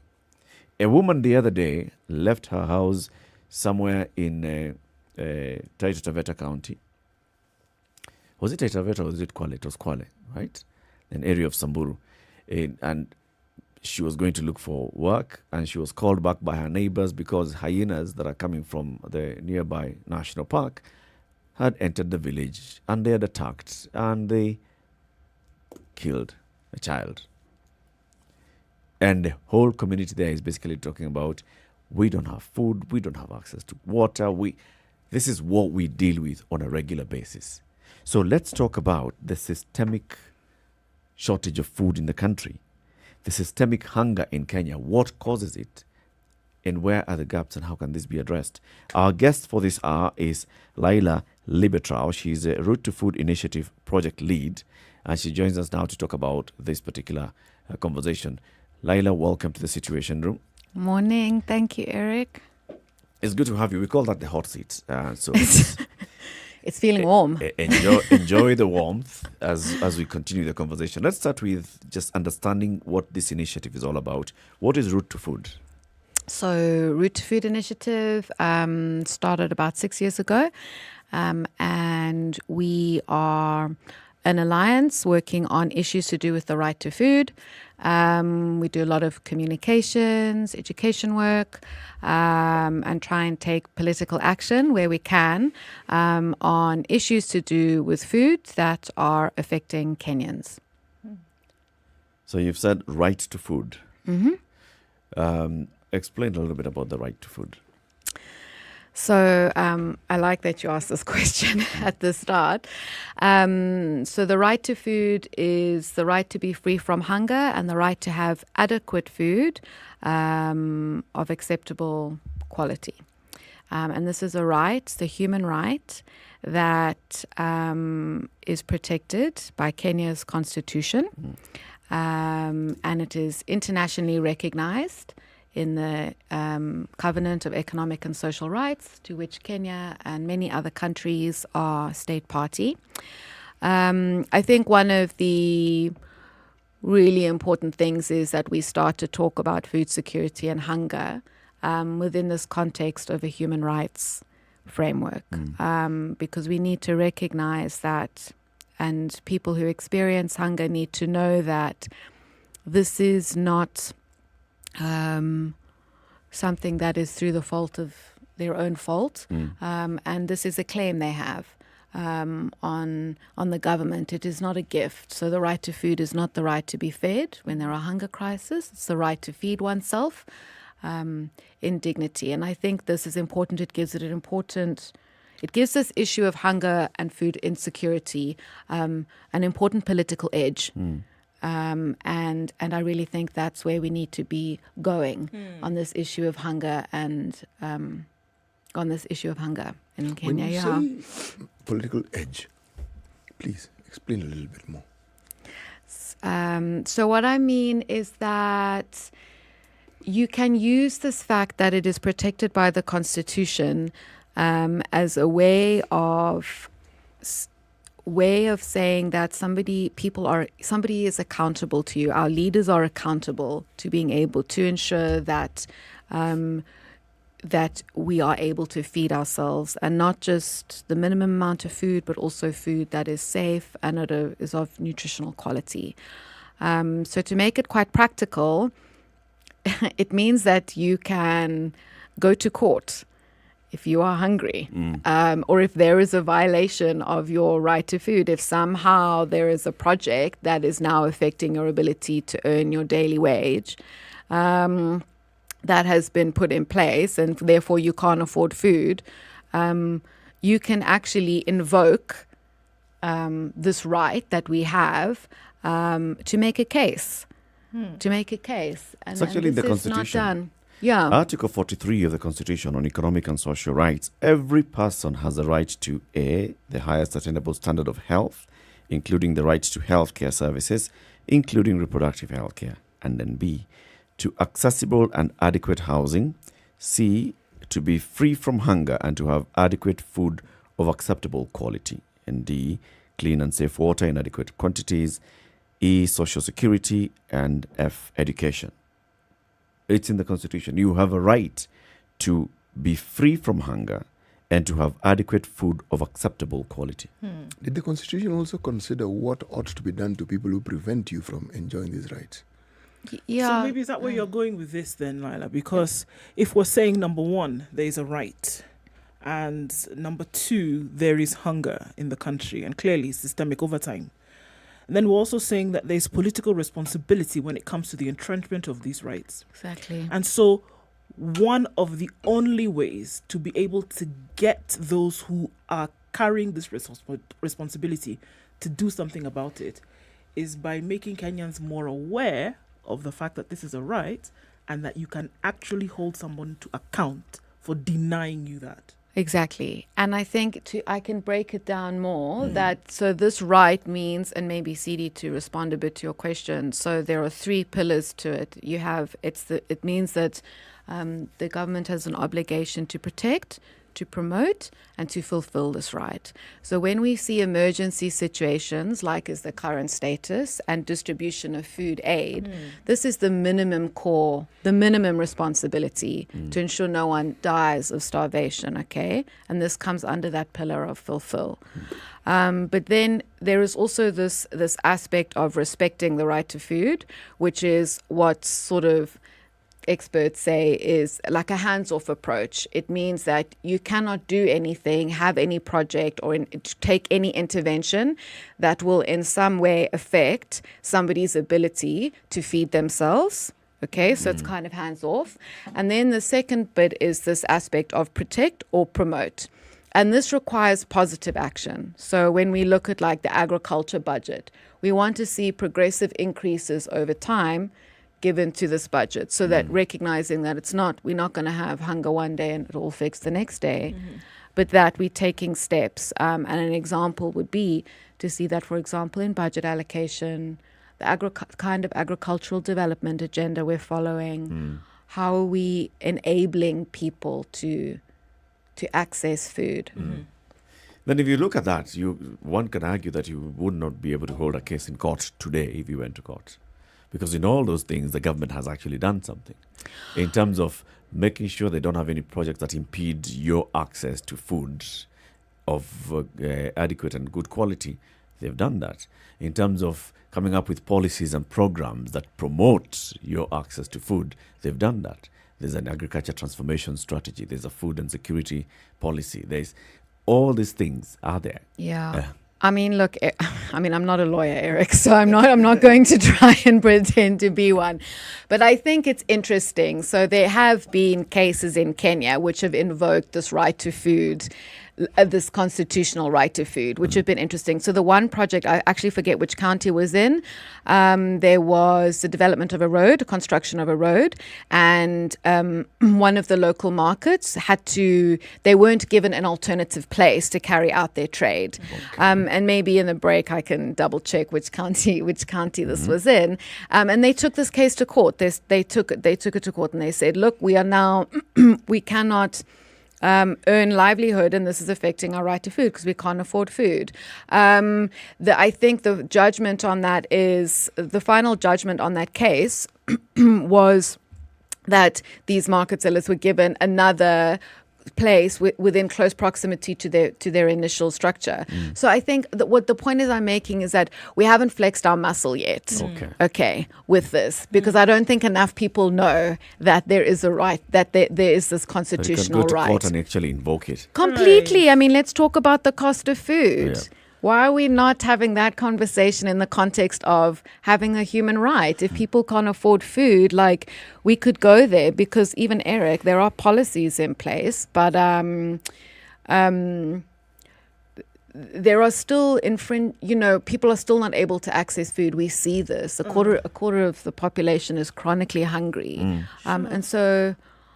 I hear what you're saying, and I can. So let's assume that now people are aware of these, because truth be told, even if it is a right, there are people who are not aware that it's a right, something that is invocable, right?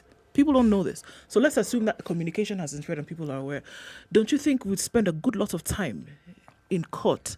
Because anything right now can be given as a reason as to why that right is harped on, right? Number one, there's a curfew in place, for example, and maybe I used to transport my goods at night. I can't move, right? That hampers on my ability to fend for myself, therefore I cannot eat, all right?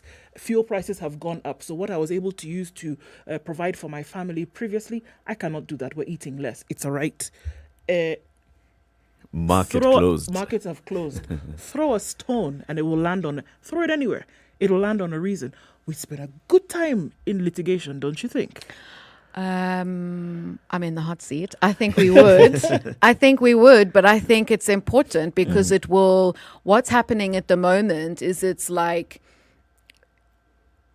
in the absence of any response, it's sort of that the situation is okay.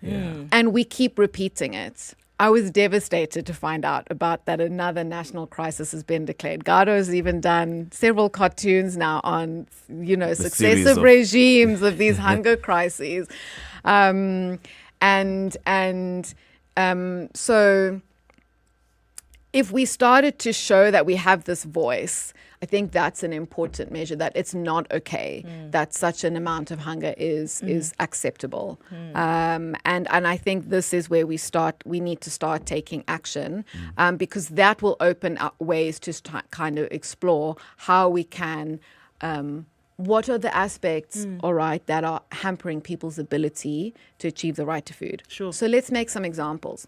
We've been talking about rural infrastructure for the longest time. Okay, it's been in the budget that I've analyzed for the last 6 years. Okay, we've talked about water harvesting. These investments have not yet reached the full scale that they need to reach. Okay, to support farmers to be able to produce food and then to get that food to a market. Okay, that doesn't then have a series of brokers, and that ends up hiking the price by the time it gets to the market, which is affecting consumer prices. So if we were to start agitating a little bit about these issues in the context of having a right, maybe this gives it an important political edge. It gives it a muscle. It gives it a framework, a legal framework in which these conversations it can have, not just it's not just a continuous conversation that's not really going anywhere, or these promises that fail to be realized. I think we need to respond. I like the angle that you bring in, when you just look at breaking down into small bits. Because of the poor rural infrastructure.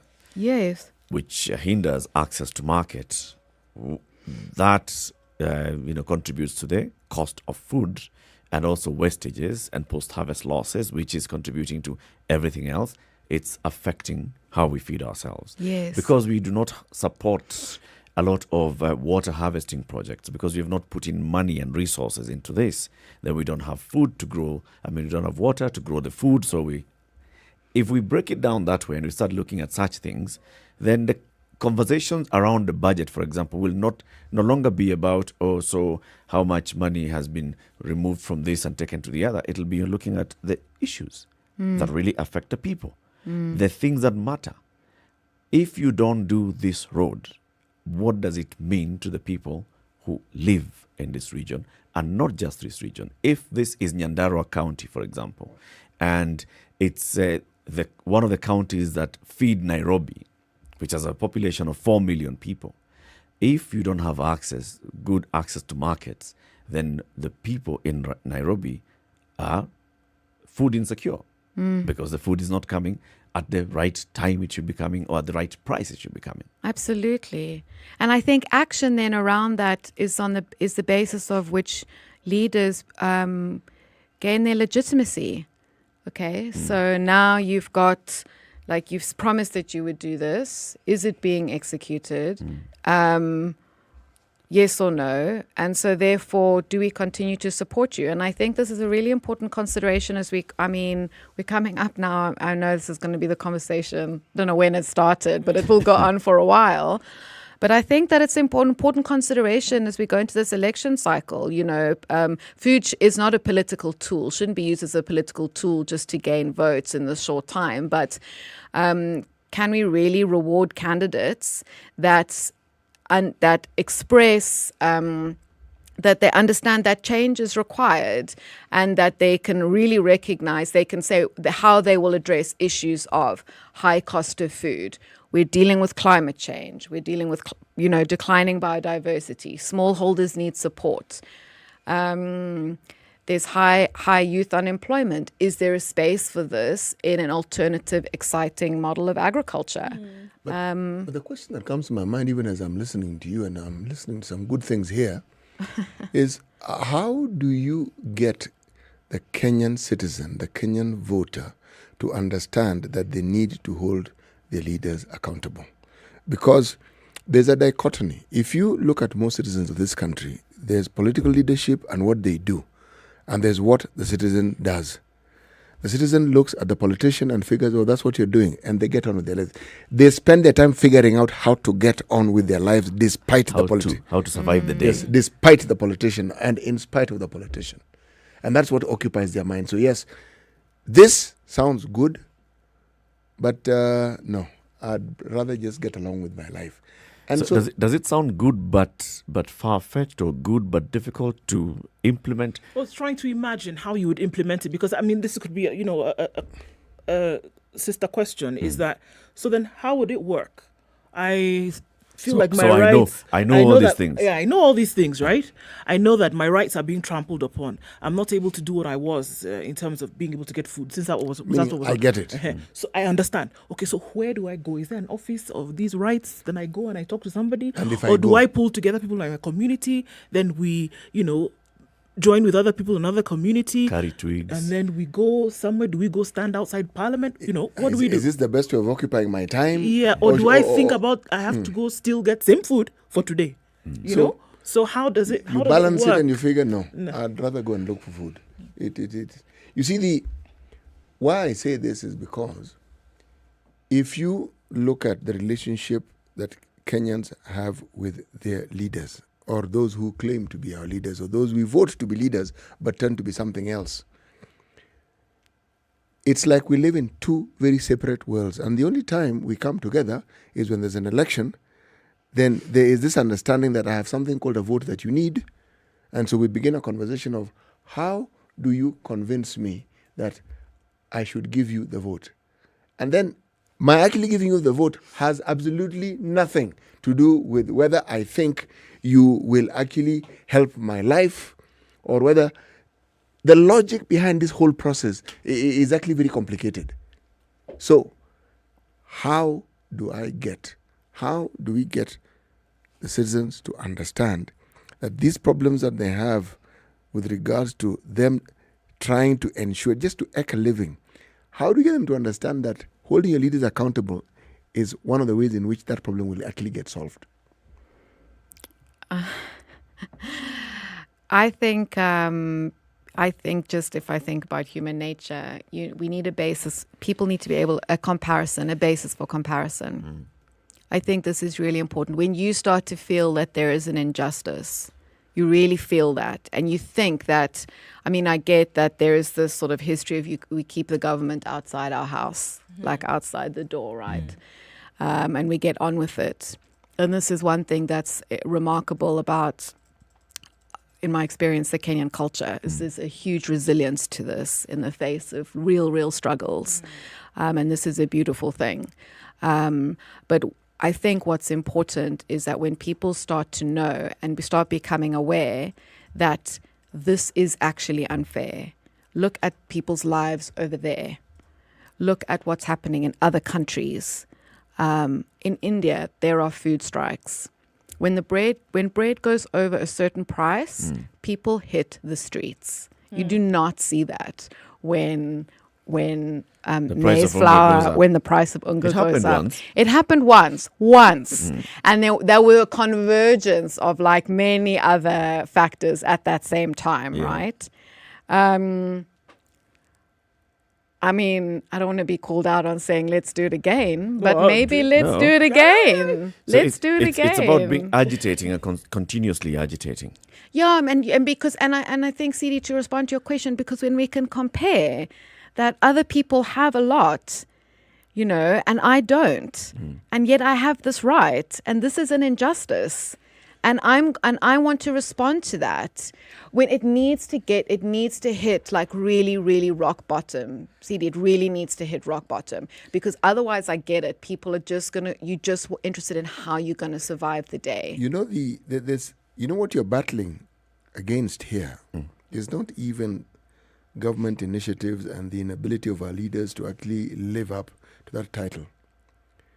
It's our level of acceptability, our level of acquiescing to suffering and accommodating suffering. That's what you're fighting against, because we look for ways of accommodating it. We look for ways of putting up with hardship. We look for ways of putting up with suffering. That's what Kenyans do. Even when you point out to, and you think you have narrated it and given that comparison in a way they can relate to, they will even get your point and understand it. But the knee-jerk reaction of the Kenyan is to say to adjust to how you can accommodate yet this new suffering. Yeah, and that's what needs to change. Yes, that's the point of the conversation. Yes, how do we get that to change? Yes, how do we move it? Let's take a break. It's 9:30. Let's see how the roads are looking like, and then look at the weather forecast for the country and beyond. In the studio with us is Laila Libetrao. She is a project lead for Route to Food initiative. We are talking about systemic hunger in Kenya. Millions of Kenyans are facing starvation today, and this is chronic. It happens every year. The government will declare hunger a national disaster, mobilize funds, try to feed the people. Some will die. The government will deny they didn't die because of hunger. They died because of something else, and it will be a back and forth. We'll forget it. We'll come back and continue the same conversation. But this time we need to ask ourselves, when does this end? Yeah. And how do we make it end? Tomorrow is World Food Day, and it's important that we have Laila in the studio with us today. Good morning. This is the Situation Room, the only way to start your...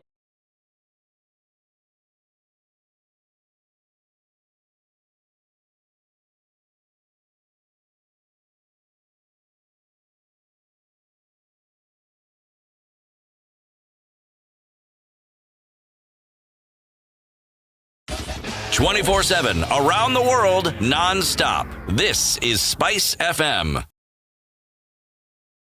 From 2019, she has stayed with 6 different people. You know, we are saving money. There's no need for him to be renting in this side. And I'm renting this side. No. Yeah. And sometimes this is an avenue for women to con men. Let me just be very honest with you people. Today we are talking about performing marriage duties while you're still dating. Why are you paying rent and this is not your wife? We need to start holding each other accountable. For those people who are dating, learn to buy your own bed. The only way to live your best life is to create a balance between work, love, and play. The Adults in the Room is the only show on radio dedicated to educating Kenyans on how they can stay winning in life and in love. Text the word adult to 22840 to get the latest clips from Adults in the Room directly to your mobile phone. SMS adults to 22840. Have you seen them? Am I lying? Yes, it's a very nice outfit, I must say. Good Thank job. you. Asante sana. The compliment is well received. Good morning and thank you. Everyone in Wasingishu was asking me what channel is SpiceFM. 96.7. Tell them that, right? Yes, now they know. Thank you. It's a pleasure to be here. Pleasure to have what you. What a beautiful studio, my friend. I've been to other radio stations, but I've never seen anything like this. Thank you, and it's very nice to be in a modern studio. Cloudy conditions back in Nairobi at 20, highs of 26 and lows of 14 today. It's sunny at 19 in Nakuru, highs of 26 and lows of 14. 14 will also be the low in Nyeri, cloudy currently at 18, going to highs of 25. In Eldoret, sunny at 17, highs of 24 and lows of 13. Still raining in some parts of Mombasa at 28, highs of 30 and lows of 24. While in Malindi, it's raining as well at 28. We'll see highs of 30 and lows of 26. Kisumu is sunny at 25, highs of 28 today. And in Kakamega, 25 and sunny, highs of 29 and lows of 15. In Kampala, mostly cloudy conditions at 22. We'll see lows of 18 today. And Dar es Salaam will see lows of 23 with light rain through most parts of the morning. It's also raining in Lagos at 26, highs of 31 and lows of 25, while 25 and sunny in Kinshasa. We'll see highs of 34 and lows of 22. Out east into Beijing, 21 degrees and sunny, highs of that and lows of 6. Paris at 6 is sunny, highs of 16 and lows of 6, while in London 14 degrees is cloudy, highs of 14 and lows of 10. Coming into Friday morning, early, New York is 19 and clear, highs of 25 and lows of 18.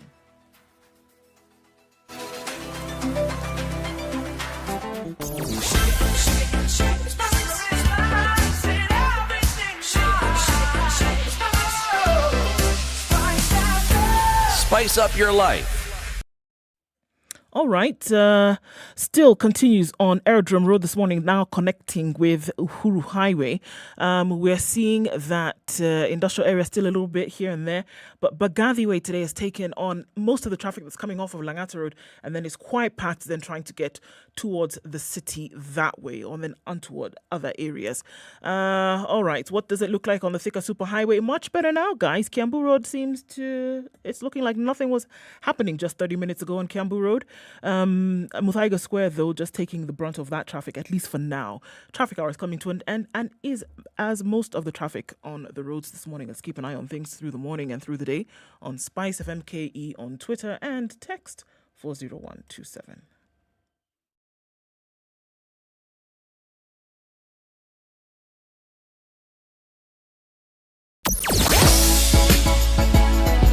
Sugar and spice and everything nice. SpiceFM. Spice up your life. Mature, intelligent talk every morning. Spice up yourself.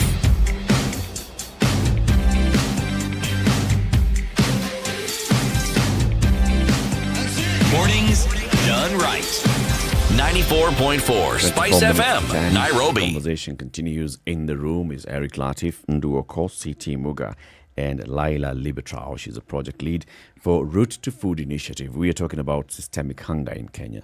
Laila, for the last 6 years that you've been, leading this project, Route to Food initiative, you must have looked at what is it that leads us to where we get to every time there's something like this. We have rainfall, failed rainfall, and then the next thing that you expect is drought, and then people are food insecure. What contributes to this? Apart from the climate, of course.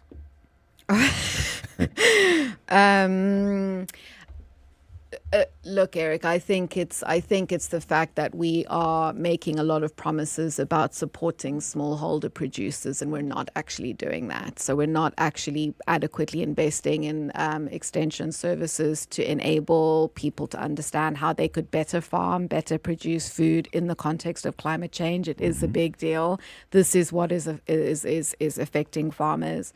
Access to water. We've spoken a bit about rural infrastructure. And I think what I want to offer today, and at this juncture, is that we really need to change our agricultural development agenda. So we are pursuing an agriculture that is, we need to ask ourselves, what kind of farming do we want to do in Kenya? We're pursuing a very old path now, which is big agriculture, monocropping, a lot of inputs, chemical inputs, pesticides, synthetic fertilizers. And, World Food Day theme tomorrow is our actions are our future. And I don't want us to get all excited because tomorrow is a World Food Day and let's quickly, do posts. But quite seriously, that there is so much evidence showing that these, input-heavy agricultural models where we're doing farming at large scale, one crop, etc., it's showing that they're failing, that it's failing. It's not making smallholder farmers, it's not doubling their produce, it's not earning them a higher income. And so we need to ask ourselves, what sort of change do we need? What are the sciences? What is new science showing us about how we are producing food and how our food systems work? And that's. But these debates are being had at various quarters, aren't they? They are. From the Agriculture and Livestock Research Organization to others, to Tegemeo Institute at Egerton University. There are studies and researches and conversations and debates about whether to go this monocropping or to bring in others, organic, or to go organic or go synthetic, or how to even aggregate smallholder farmers to make them one big farm. All these conversations are taking place. But what direction do they need to take so that they can then move? We need to be decisive, because I want to go back to this proverb, which is perfect for this conversation, that to, what is it? To bite indiscriminately, you end up eating your own tail. So to bite at random and to be haphazard about how we do farming and how we do agriculture, I think is wasting our resources, wasting our efforts, and it can be better used. So if we say we are committing to an agroecological approach to farming and food systems, it means this is what we're going to invest in. Budget funds go to this, programming goes to this, extension services can be provided that are telling people about integrated pest management. We're much more critical in this sort of, if we follow this path, we're much more critical around power in the food system. Whose interests are we supporting here? Okay. Are we supporting the interests of profit-making companies? This United Nations Food Systems Summit has been a big conversation this year because it's in its leadership. It's heavily influenced by corporate industries who are producing pesticides, producing seeds, producing fertilizers, and then selling it to the continent. I mean, to give you a statistic, Africa is currently only using 2 to 4% of the global pesticides market. We are the next big market for pesticides companies. So are we going to now open our doors? I mean, these are we're talking billions of US dollars here in terms of sales. And our smallholder farmers, we've got this context of climate change, and smallholder farmers are being told, you can't farm, you can't produce without this pesticide, this seed, or this fertilizer. And this seed is probably manufactured and owned. I mean, 3/4 of the world's seeds are owned by 4 companies. These same companies are producing pesticides and fertilizers. Same companies producing seeds and fertilizers. It's like a package. It's a package. When you go even on Jumia and they tell you, they bundled stuff for you. Yeah, you can say you want to buy, this top, and then at the bottom they say recommended also purchases. Maybe you want these shoes and this necklace. So now you want to buy this seed. FYI, you need this this product. This product. It's like your cleanser, toner, moisturizer. Completely. But there's a conversation here that maybe I have an impairment in my hearing and I don't hear it enough. the one of just basic self-sufficiency. Because a lot of the conversation has to do with food going to the market, people earning money from it.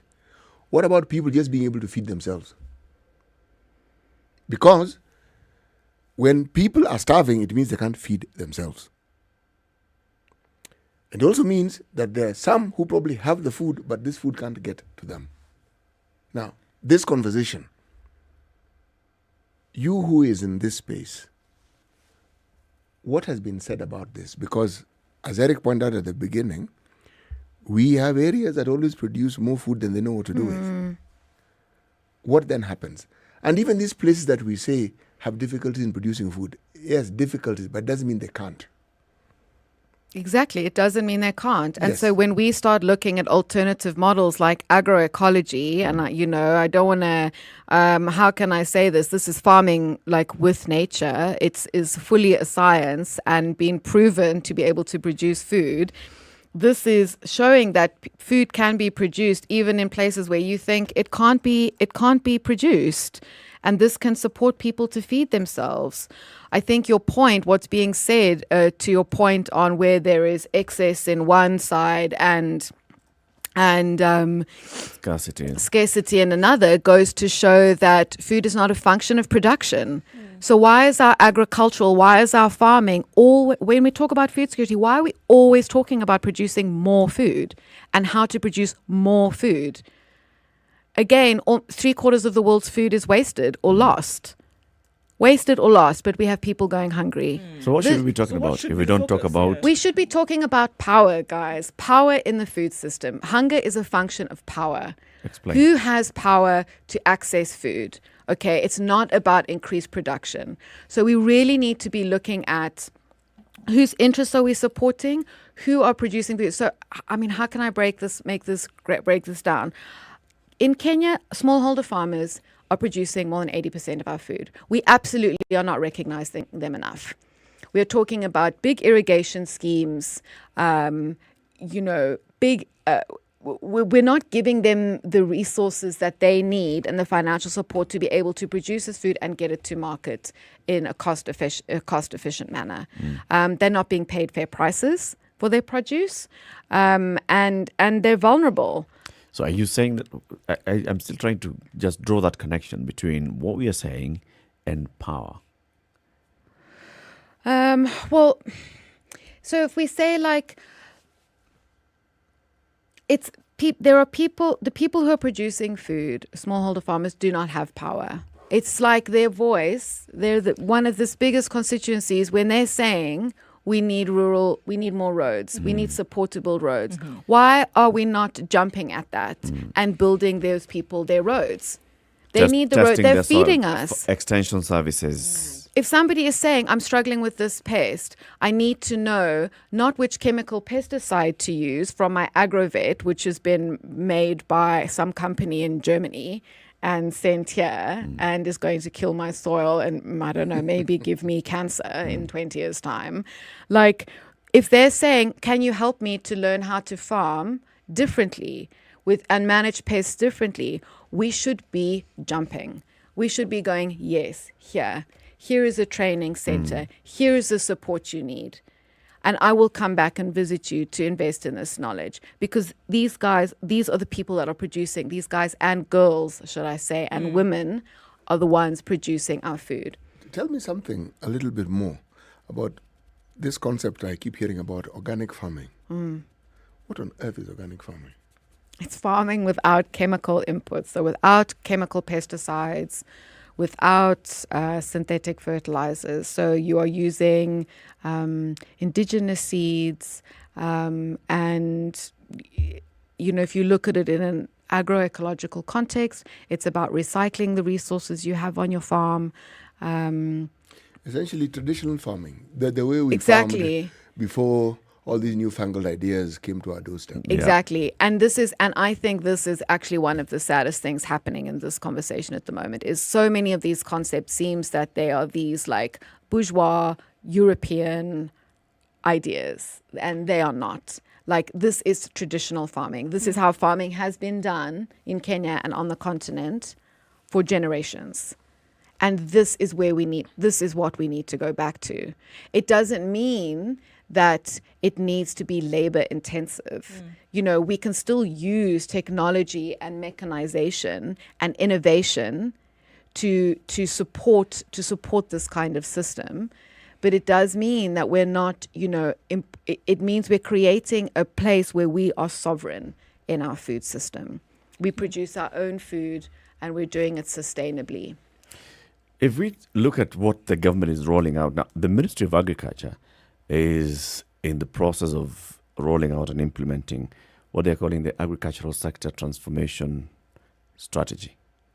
If we looked into that, does it address some of these issues? Does it empower the smallholder farmer? Does it address the concerns of the smallholder farmer? It says that it does, but I do know that this the ASTGS was supported by the Alliance for Green Revolution of Agriculture, AGRA. We were supported by the Bill and Melinda Gates Foundation. And so the interests that are mainstreamed, this idea of monoculture farming. We want to get everyone together. We want to just plant maize. We're not looking at crop diversity on our farming system, and we're not actually going, okay, how can people farm without pesticides? How can we support farmers to have access to markets, value addition, etc. And this is not doing it. There is an influence there. It's a political project, and it's supported by international profit-making interests. No, Bill and Melinda Gates are not profit-making, are they? Yes, yes. The AGRA is not profit-making, is it? The fact that something is labeled non-profit making, does it mean of necessity that they don't make profit? Exactly, because or they don't make profit directly. Exactly, because the package that is offered, they're not commercial entities. No, they're not. They're NGOs, but the package that is offered, I mean, the package that is offered in AGRA is certain seeds. So it's a certain starter package, and these these seeds are, they're not. They're not indigenous seeds coming from local seed banks. They're being produced elsewhere.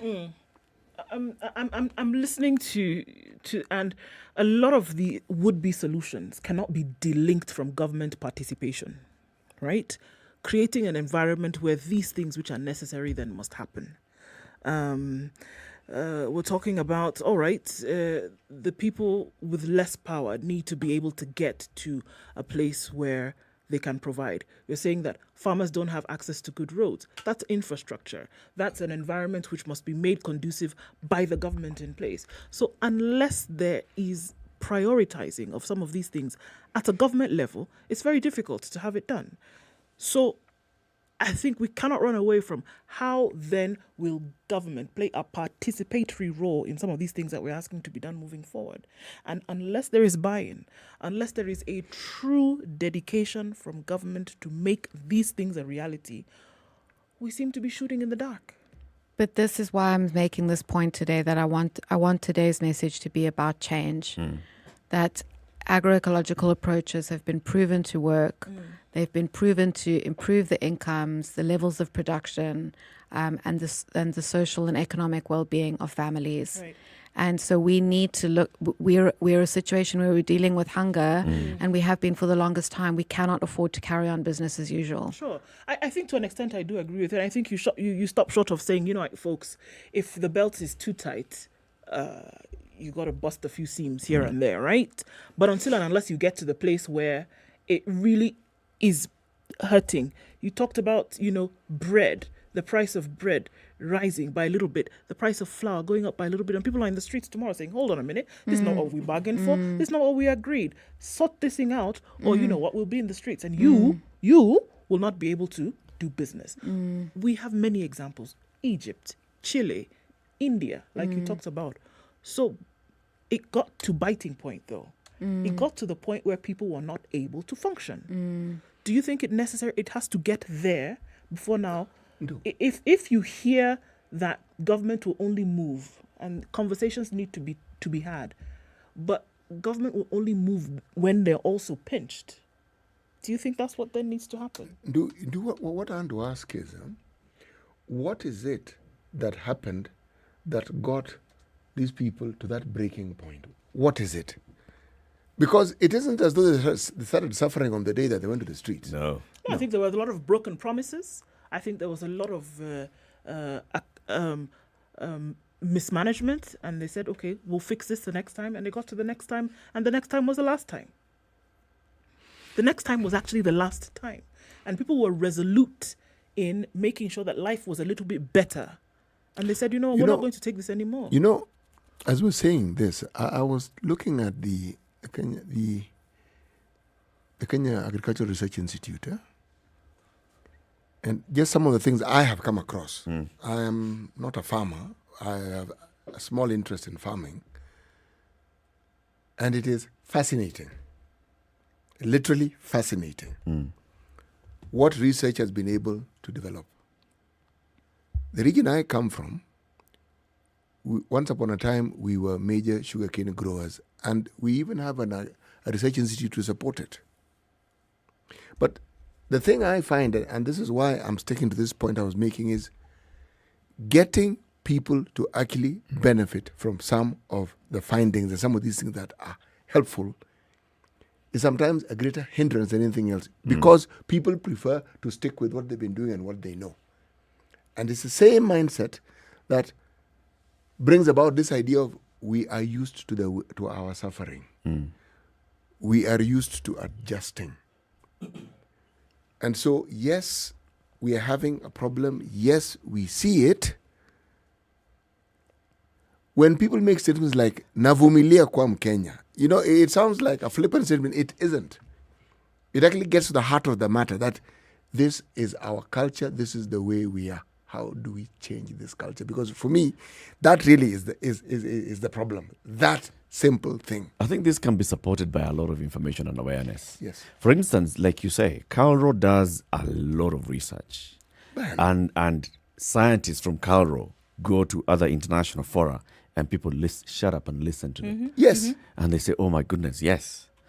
Scientists from Egerton University, the researchers at Tegemeo Institute, those in very many other, institutes of research in various sectors of our agriculture, they are top notch. They're top notch, and that's what they say. We were speaking the other day, and one of our university researchers here was telling us our big issue is in data collection.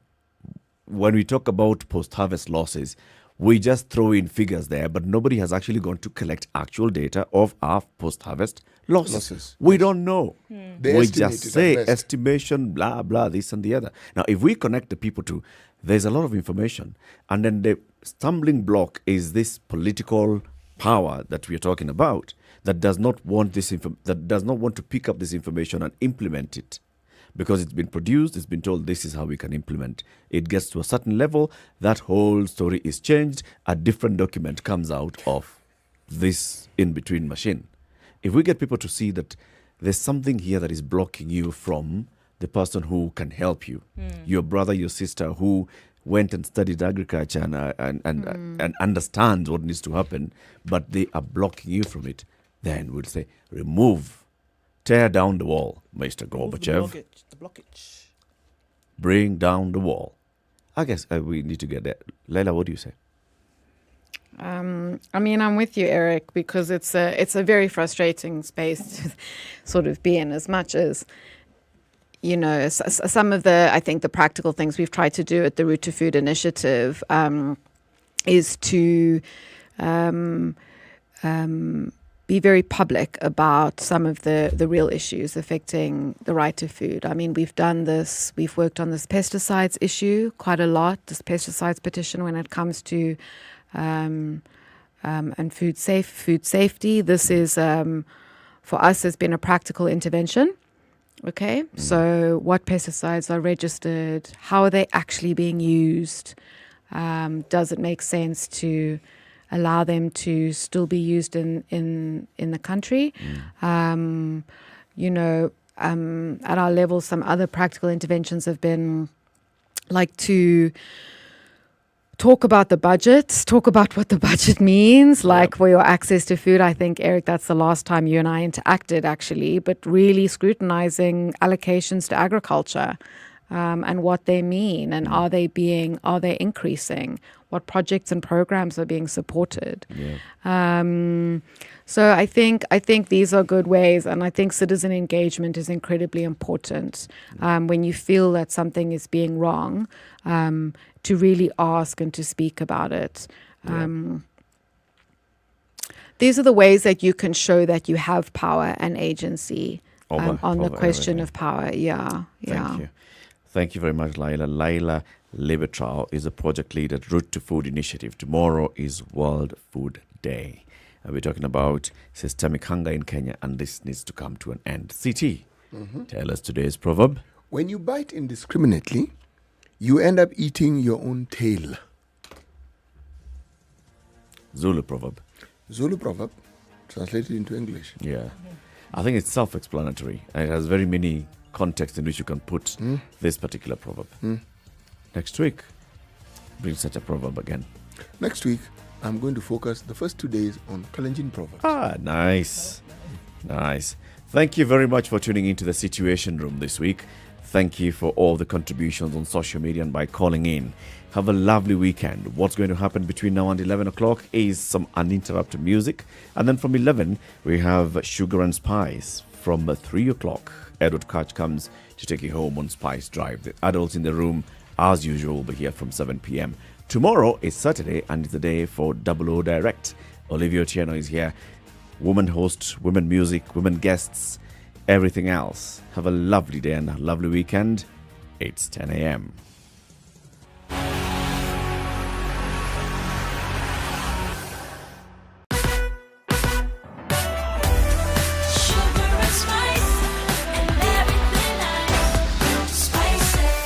Spice up your life. The latest news from around the world. 94.4 Spice FM. This is Newswire Dennis Asset. Thorough investigation will be conducted on the body of a man who was beaten to death by irate members of the public in Bungoma County on suspicion that he was the self-confessed serial killer Master Wanjala. Police spokesman Bruno Shioso told KTN News that police officers in Bungoma County had confirmed that indeed a man had been killed by an angry mob. Shioso said the incident happened this morning and are waiting for Mulemu's family to confirm whether it is him or not. So far, we're not sure if it's the one because we have to identify him beyond any reasonable doubt. So we're still waiting for members of his family, his immediate family, to come to the scene. As we talk right now, the OCS and other police officers are at the scene right now. So we can only confirm that, a person has been killed, suspected to be this Master Wanjala. We just alerted this morning, but we have to do some investigation beyond that, just to be sure that he is the one. Wanjala is alleged to have escaped from Jogoo Road